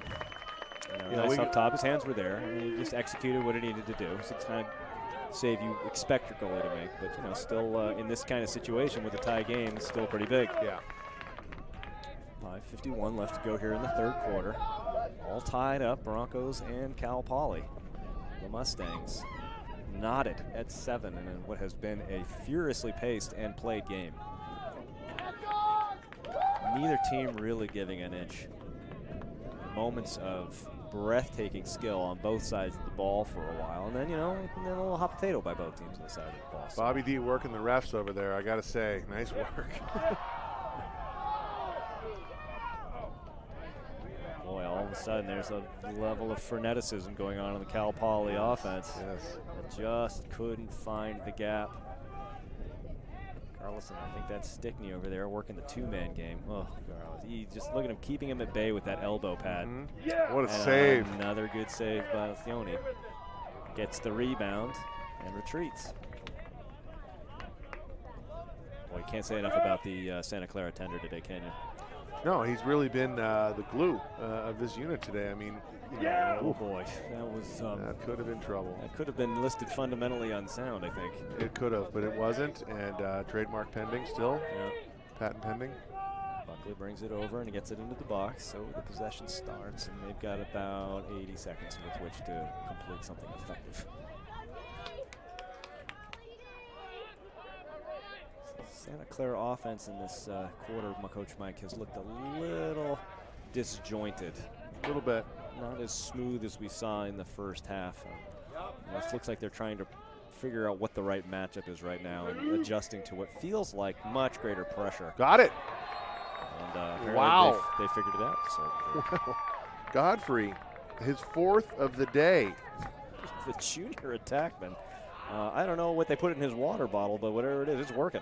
It's just a quick move. It's a foot race here, and it's not pretty. But look, guess what? Whoop! Goal's a goal. Just finds it around the knees of the goalie and gets by. There you go.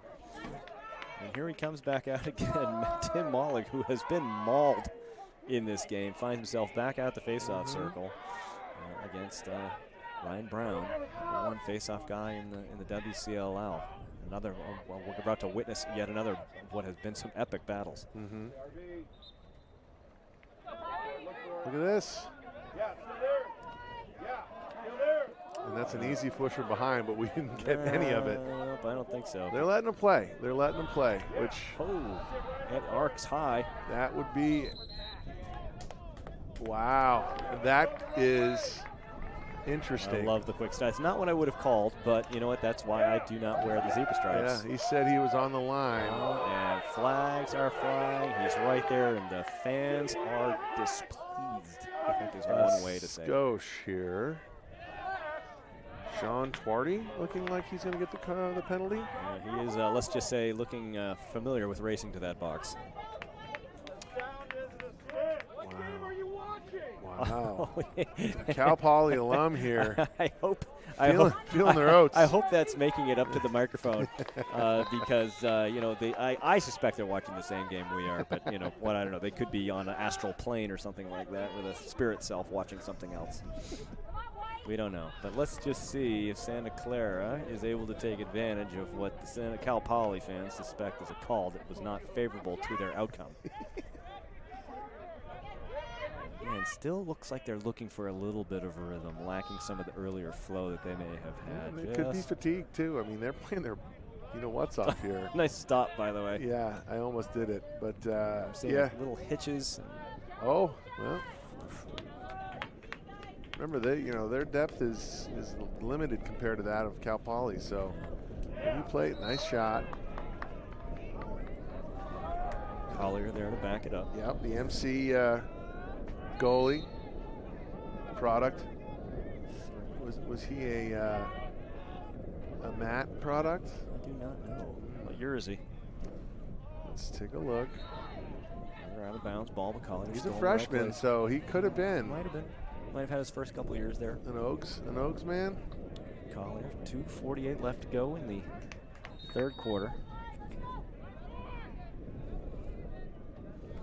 Clara leading by 1. And they're all even. Nice kill there. Yeah, very good kill. And there didn't really feel like Santa Clara got the shot that they were ever really looking for. So they're back going to try to do it against even strength. And this, safe to say, this Cal Poly defense has been giving them fits. They have. But you know what? Look at this. I'm not sure that shot from 25 yards out, but then again, the shot clock was against them, so they had to let it rip. Wow. Okay. Great defense. Look again. If I've said it once, I've said it more than once. It's great defense by Cal Poly so far in the second half. They definitely have come out with their nose out of joint for sure. Yep. But I got to credit these Broncos, man. They're hanging around. Hanging around. They're leading by 1, 2. Well, 2. Typically, if you were to go to Vegas, which I do often. Scoreboard is I think wrong because it's 8-7, not 9-7. Okay, I was wondering that myself. Pretty sure. How many goals do you have? I have 8-7 myself. I have 8-7 too. I think we've had a scoreboard malfunction. Yeah, well, but if you're viewing on the internet, you don't have to worry about that. You're not even looking at the scoreboard. You're looking at the electronic version that we have here, digital and internet related. So our crack squad of eyeballs. We call it artificial intelligence. You also know him as Dan.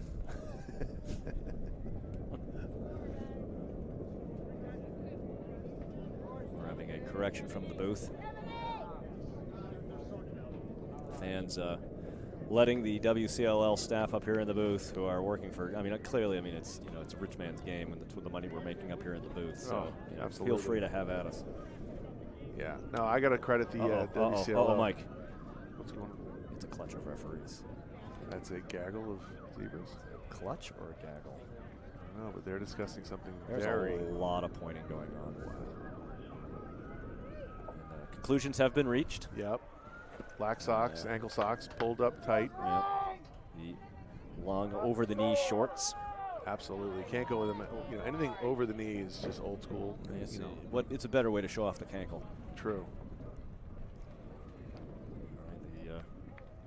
It's become quiet again like church in here. All right. Here we go. All right, I see. It was all related to the scoreboard thing. The time was running there, so I'm not sure what's happening with the time. What is going on down there? Our crack crew up here in the booth is just hanging their head because they can't take over the scoreboard operations down there. Yeah. We've got it all dialed up here in the booth, but on the field. I want to also thank our premier sponsor, Warrior brand, STX. I don't know where this is going. I'm not sure either. I'm just trying to fill time. Sol and space. Azteca, your choice for burritos here in Roanoke Park, California. Bear Republic Brewing Company. But they don't sponsor us. Sol Azteca. Oh, they do, yeah. They do residential and corporate events, and you can visit them online at www.taqueriasolazteca.com. So be sure to visit, and you can visualize the tasty goodies that they have for you of the Mexican variety. Were you going to repeat that? Because that's a long one. That is a long one. I'll slow it down for you a little bit. They're at www.taqueria. Somehow we're you still can't at talk 202. if you're talking over me if I'm trying to do the sponsor message. I understand, but how do you let 15 seconds roll off? I'm looking over. Can you get him to shut up for me?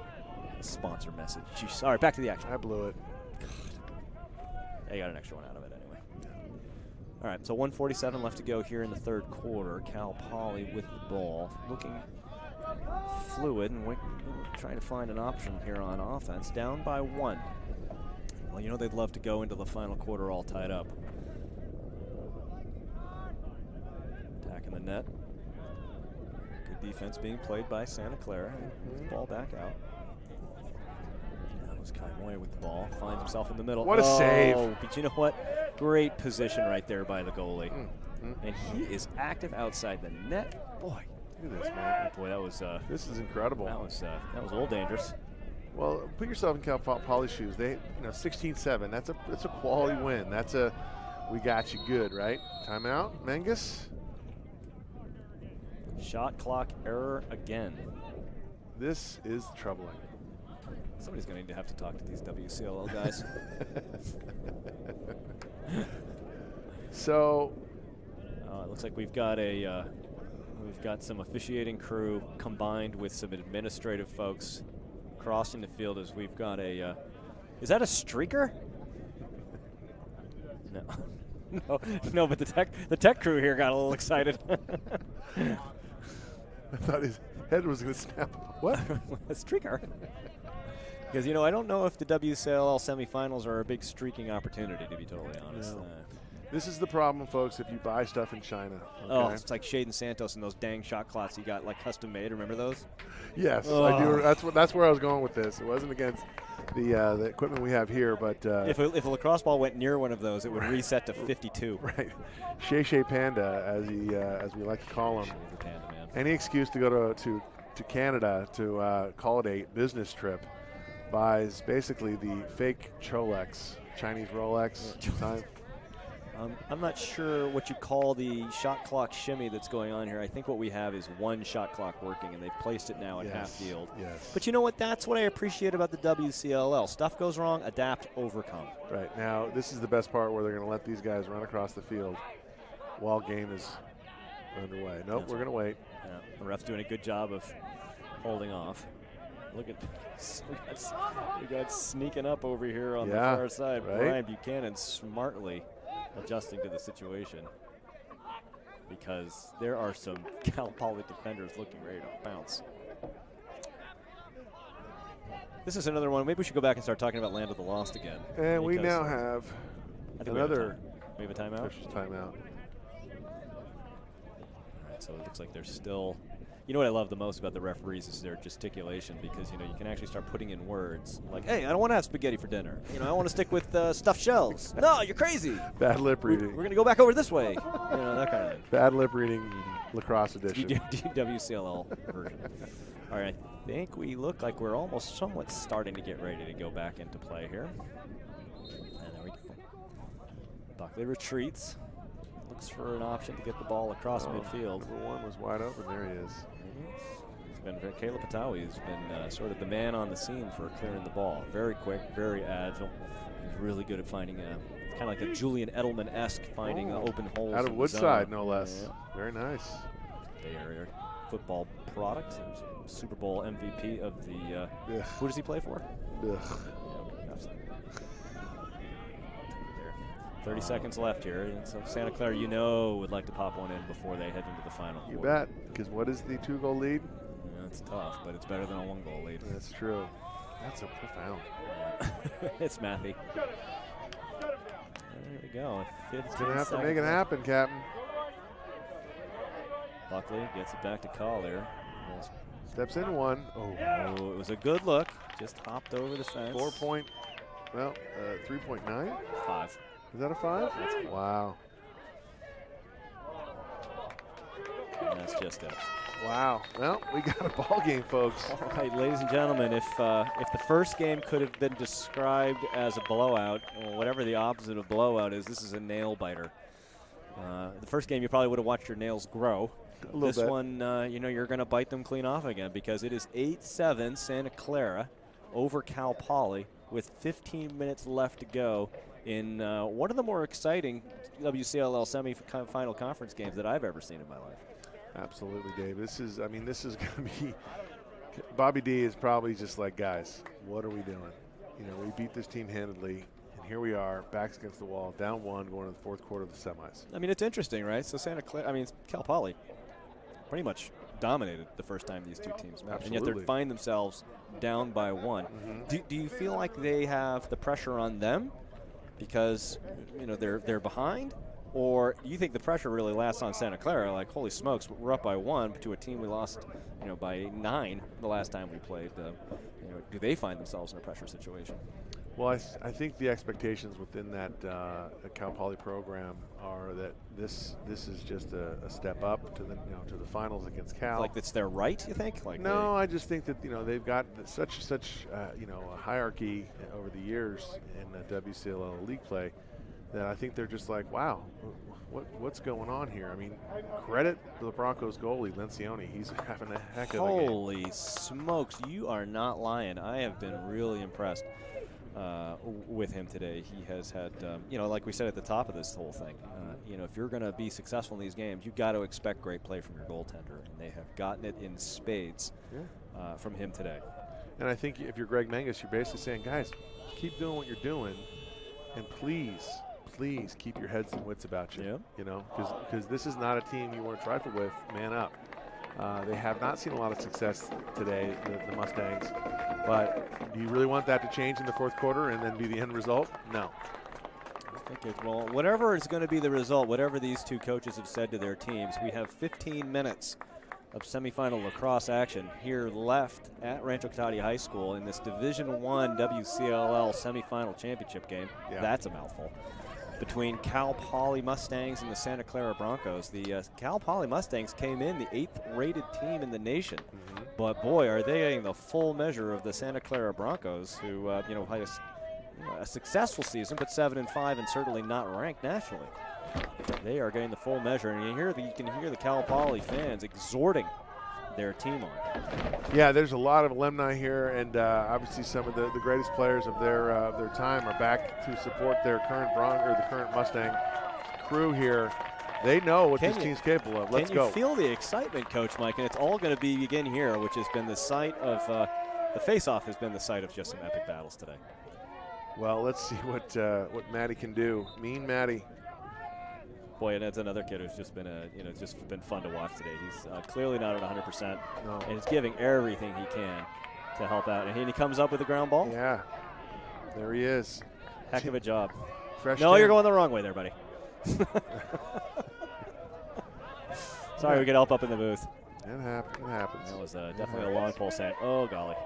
And there you go. Here, this is literally, if there's an unsung hero award, number 5, Tim Maluig, is that guy. He's drawing penalties. He's drawing loose ball possessions on face-offs. Unbelievable. Oh, Brian Buckley with a pretty dang good ground ball right there versus number 12, Lou Sugo, the senior defenseman. That was and second team all league, which I think he definitely has been a first teamer. I was here today for sure. Yeah, he was a first teamer the last couple years, and I don't understand what the difference was because he is the dude. Well, give some credit to some gritty ground balling right there by Buckley. No doubt about it. Ball up top. Number 39, Alex Pappas, has been having a pretty good game today himself. I like him. It's fun to watch. Yeah. Was not going to get it done, but out of bounds. Santa Clara will find themselves on man up from a result of looked to be a slash or a trip. I couldn't tell. I think it's a slash coming, yeah. And it was during the loose ball. And it's going to be against Jack Tunney. Tunney taking the knee? Tunney? I like Tunney. Let's go Tunney. Let's go Tunney. Better. Collier with the ball back at X. Check that. 21 is the culprit. Spencer Mischke. All right, so Santa Clara finds themselves in an opportunity, provided they don't throw the ball away. I think that they are anxious to see the clock started. Well, it appears that the Cal Poly brethren are very vocal today. And are doing a heck of a job assisting the referees, if I may say so. And that is always appreciated by the Stripes. Let me tell you personally, they've told me that many a time. They've appreciated my in-their-ear attitude. Very dangerous Keaton Collier behind the net looking for an opening. He has been known to do the Gary Gate, dip and dunk. No ruled illegal. He's got the length. I've seen him do it. Ball is still Santa Clara moving that ball around. Quite finding the opening. Big rip from the right side. It's number 22, James Mabry. Backreeser? Is that Tom Backreeser? The goalie? Yeah. I like him coming out. You always got to love, all even. Got to love when a goalie is chasing. I mean, despite not getting there, you just never know. You never know. The active goalie around the crease is a wonderful thing to have until it's not. Wow. Just missed it. Cal Pauly gets the ball back after successfully killing the Santa Clara man-up opportunity. Gets the ball past midfield quickly. Nice catch right there by number 14, Zach the Man Levitan. Instrumental in last year's campaign. Yes, he was. We called his name quite a bit. The senior defensive midi is looking to hand that ball off so he can retire for the moment to the sidelines to get his feet rubbed and prepared to be back in the next time. Stickney's got the ball up top and moves it over. Looks like St. Mary's is making their way in. Hunter's own there UC now. Davis already here for the Division II championship tonight later on after this game. Oh.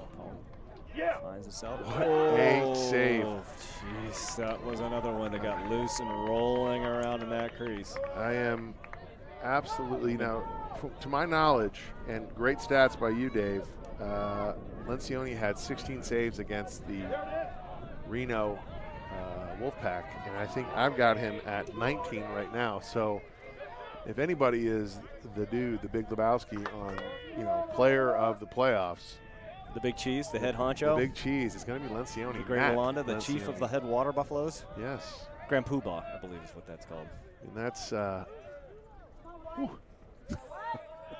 it's almost hard to find words. With about 11 minutes left here, Santa Clara with the ball on offense. Back to Buckley. Buckley swings it back up top in a nice long pass, zings it over. Over to number 28, that's actually Buckley. Nice defense by Cal Poly. The ball springs loose, and they are there to get it, but the ball is one-handed pickup by Collier, but he's the only one that can pull that off. He's got such a long stride. Gets himself out of danger pretty quickly. Shot clock is apparently running down. Yep, that is a shot clock violation. The shot clocks work. So nicely defended by Cal Poly and preventing Santa Clara from getting a quality shot off. Back down the field comes Cal Poly. A little bit of pressure being applied by Santa Clara. They are successful in getting the ball in.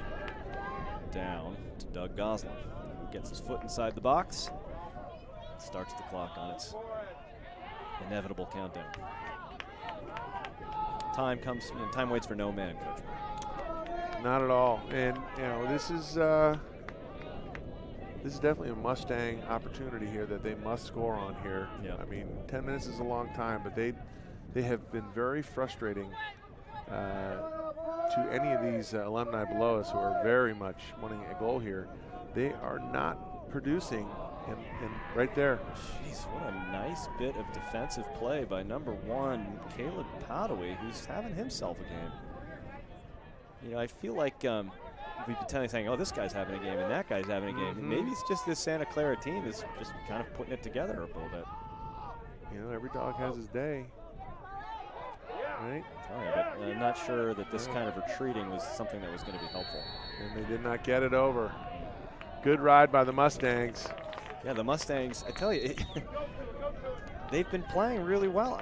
I almost am surprised they're down by 1 to a certain degree when I rolled the game tape back in the mind. And I think that's what's going through Bobby D's mind is he's like, wait a second, I know this team. This team is fantastic. We're making mental errors, just everything is not clicking for them right now. Ryan Flaherty, but they're still in this. Hopefully trying to get something started here for Santa Clara. Moves it back up top. Mitch Stickney driving down to the net, gets down to the GLE. What a save. Holy Jiminy Christmas. That is unbelievable. Lencioni, I mean, I don't know. You're running out of words. I am. I'm just like, folks, you can't see him up here in the net, but Coach Mike literally just put his head in his hands. We talked to Greg Mangus. We said, well, who's your goalie going to be? And he actually said, I don't know yet. No, I don't know that was yet. that was Bobby D. Was it Bobby D? That was Bobby D. Okay, I wasn't sure because I'm like, Megas, what are you talking about? This guy's been, I mean, we know his name from last year. He's a junior, I believe. He and his brother are both juniors. So you're going to see this guy again, and he is just out of his mind. Well, I tell you what, if Santa Clara, ekes this game out, they better mob their goalie. Yeah, the crowd is kind of hushed. They're a little Santa Clara crowd. I mean, the Cal Poly crowd is a little stunned, I think, that this is, 7:47 left in this game, down by 1. I mean, you look at 1 goal in this game is nothing. There's plenty of opportunities left to come back. The shot clock's going to ensure that, and this Cal Poly defense is doing its best to help out too. So, if you're sitting there as a Cal fan, you've stuck around to watch this, right? Are you wanting a piece of Cal Poly, or are you wanting a piece of Santa Clara? Because I think Cal Poly played Cal decently. Was it 14-10?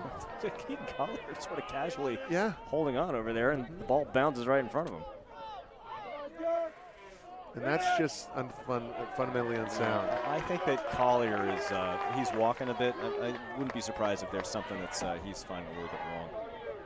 His physical stature, capabilities. So here we go. Guralas.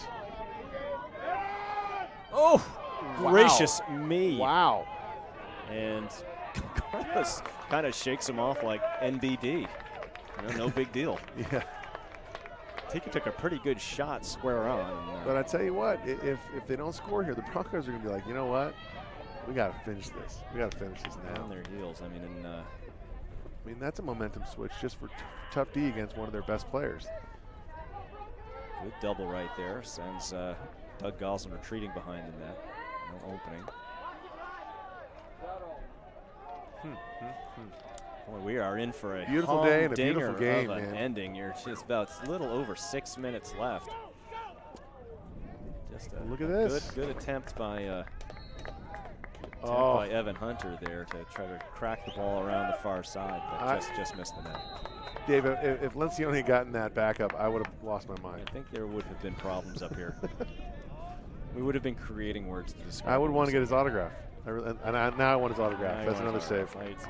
A fairly decent rip by number 22, Sam Galiff, but boy, I tell you, if you're going to put something past Lencioni today, he's going to have to do better than that. But boy, look at this absolutely furious Cal Poly ride. This has been the case all day. Yep. Lencioni makes a great save. Cal and Santa Clara here's the other Lencioni. There's Connor providing pressure. Whoop. Wait a second. Timeout. Bobby D, smart play. Boy, you know what? I think that is what you call a smart timeout, right? You got 5.5 minutes left to go. You know at this point, every possession matters. Everything matters. Everything matters. You got 5.5 minutes left to go. You're down by 1. You see your guy coming flying down the field and slipping on what is clearly a field laden with marbles out here in Rancho Cotate High School with waves of undulating grain of artificial turf. It's not conducive to when you're tired at the end of the game, right? You just stumble, you start slipping. And these guys have been playing at a furious pace all game long. I mean, this is where it really starts to weigh on you, doesn't it? Yeah, and I would have to give, just by pure numbers, Cal Poly the edge. But you look at the Broncos, and they're having trouble in the middle third of the field. And that is unfortunate because where can you gain time and patience? Obviously, in your offensive zone, you don't want to do that. You don't want to have a long, drawn-out defensive stand. They got to get this middle third of the field figured out so that they can close this thing out. Because if not, Cal Poly's coming back. Do you think that Cal Poly right now is a little stunned they're not winning this game?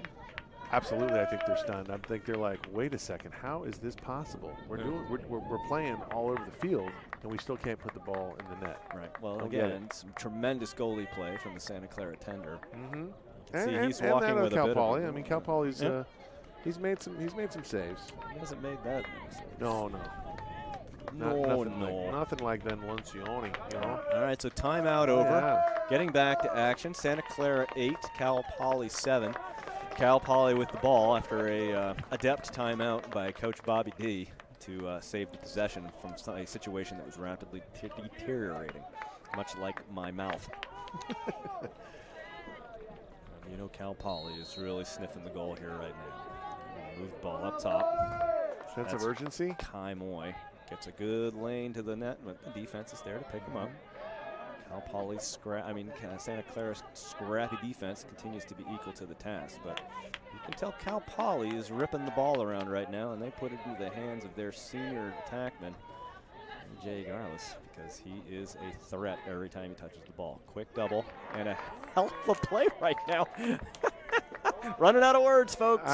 It's running out of words. If you can just say to this guy Lencioni, what? I mean, is this normal? Right.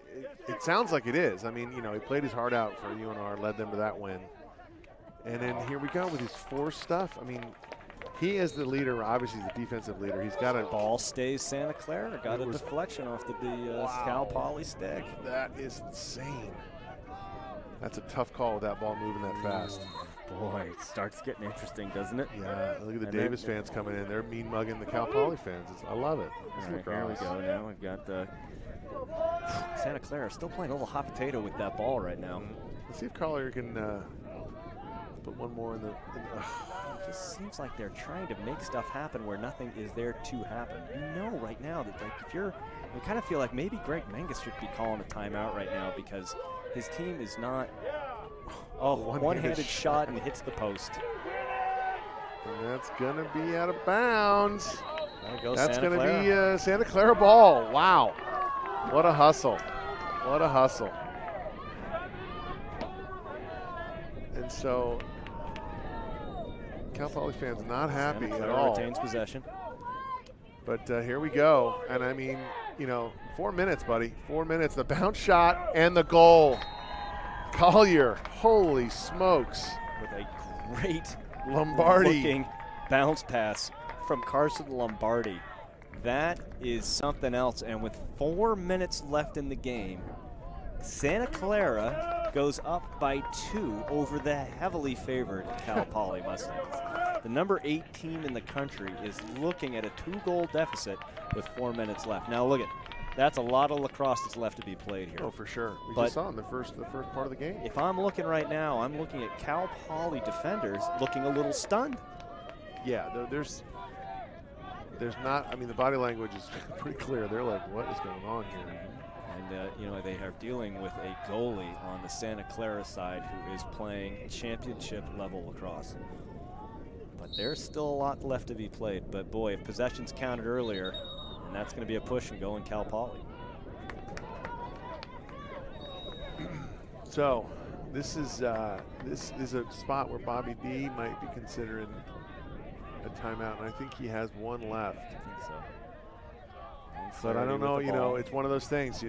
Quick slide, quick shot, and a point blank, right in the face of Lencioni. Yes, absolutely, came right back out into the doorstep.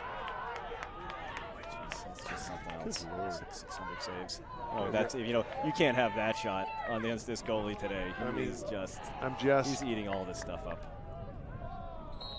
Holy moly! This ball stays Cal Poly. Santa Clara defense, which you know is they are tired. Yeah.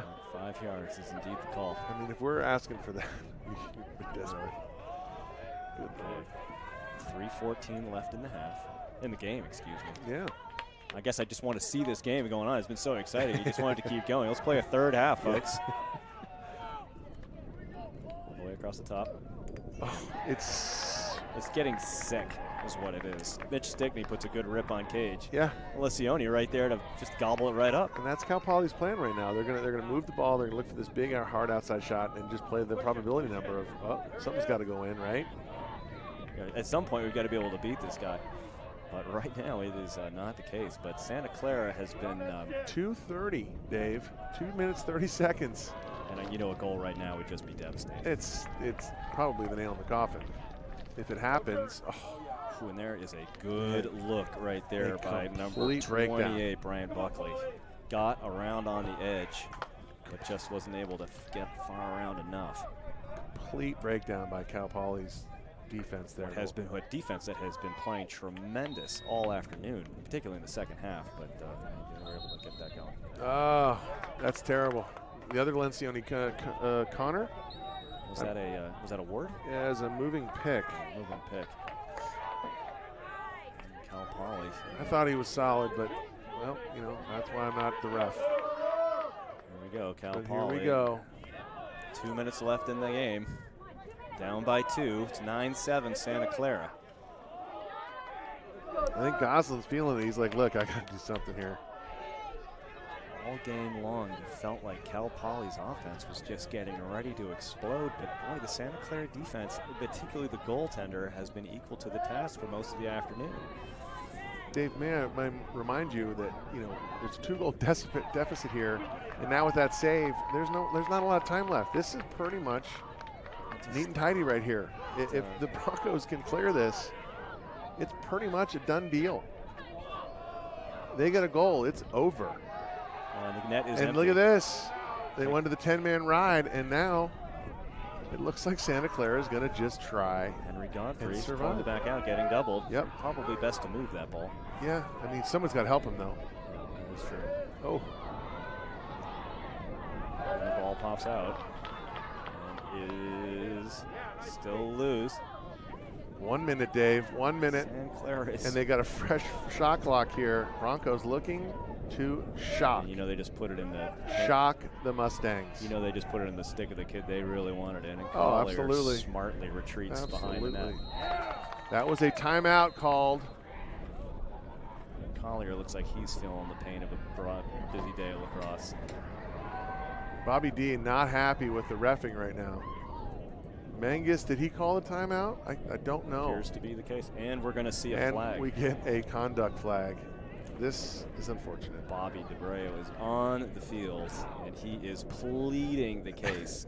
And my Bushnells have just caught that Greg Mangus dropped his clipboard, and it just exploded. Well, it didn't explode. It got blown everywhere, but staff quickly picking up the mess. Santa Clara staff used to Bobby D. Bobby D now getting full attention by. You know, Mike, I suspect that the referees are not going to change their opinion on anything of consequence. And Coach Bobby D is using his finger in a very emphatic way.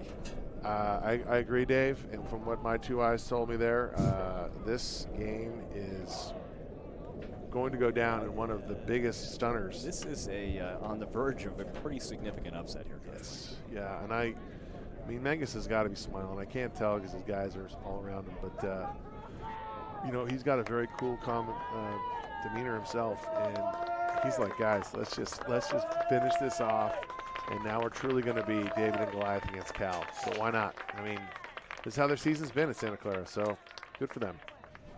Well, you and I had a conversation after the Cal game with head coach Ned Webster, and we asked who he preferred to see.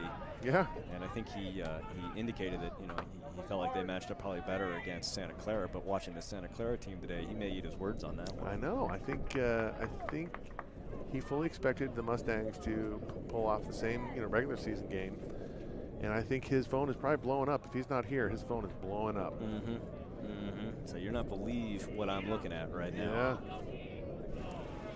So Santa Clara Broncos, with a little over 48 seconds left in this game, retreat to the end line to pick up a ball with, like I said, a little over 48 seconds to complete what can only be called a crazy upset of the number 8 ranked team in the nation coming that beat them by 9 goals earlier this year. Yeah, 10-man ride in effect.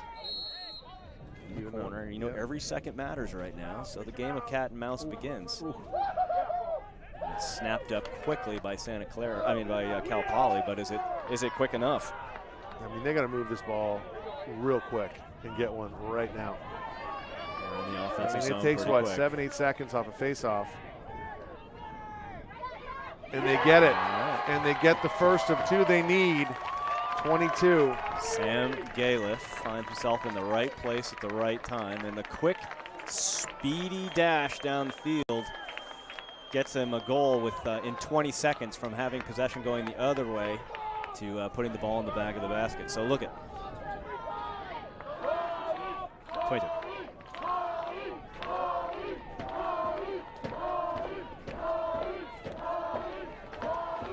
Wow, the biggest face-off right now, these two Warriors. And it's been everything that we had talked about. This is a great game. Fans are on their feet. This possession could decide it. Here we go, Mike. The face-off has been the site of just about every great battle we've seen today, and it's never have the stakes been bigger. Look at this. Paulie with it. Do not commit a penalty here. That is not how you need to do this game. Oh, what a great check. And keep it on the ground. Keep it on the ground. Oh, that's a great job, and that is going to do it. It's going to do it. We are now 5 seconds left. Nothing came out. Santa Clara Broncos have just defeated the number 8 team in the country, the Cal Poly Mustangs, in what can only be called one of the most monumental upsets in WCLL playoff history, Coach Mike. I'm literally just like looking at this game going, I did not see this. I expected a good one. This was a great one. And I mean, the Broncos, their goalie, holy moly. Yeah, I mean, come on. You and I have been talking all game about the goalie play of Matt Lencioni, but you cannot even begin to encapsulate what that kid meant to this team today on what we just saw. He was everything. He was everywhere. He was everything. I mean, you know, you stand tall in the pipes, right? But he did little things. He came out when he needed to. He was just, I don't know if he was a voice out there. We can't tell all this, this way up here. But holy moly, did they control a potent offense and literally stymied them. I mean, let's think about this. I don't think Cal Poly has ever scored this least amount of goals in any WCLL playoff. 7 goals. I mean, my goodness, they beat this Cal Poly beat this Broncos team by 9 goals the first time they met, and they just lost by 1. And a pretty impressive turn of events, and all the credit in the world to both, obviously, the Broncos players, but most especially to Coach Greg Menges and his coaching staff. Yeah. They had a plan, they stuck with it, and they got accompanied with some just outstanding play between the pipes today. Some class being shown by the Cal Poly fans. And they're led by their goalie right there. As well they should be. So a tale of 2 lacrosse games today, Coach Mike. Cal absolutely dominating the opener and winning against Sonoma State 19-10. And then what is one of the most exciting lacrosse games I've had an opportunity to see in the Santa Clara Broncos upsetting the Cal Poly Mustangs, which sets up, of course, a pretty exciting WCLL championship game tomorrow. Yeah, and I just hope that the Broncos, get their rest. Obviously, they played a late game here, battle to the end.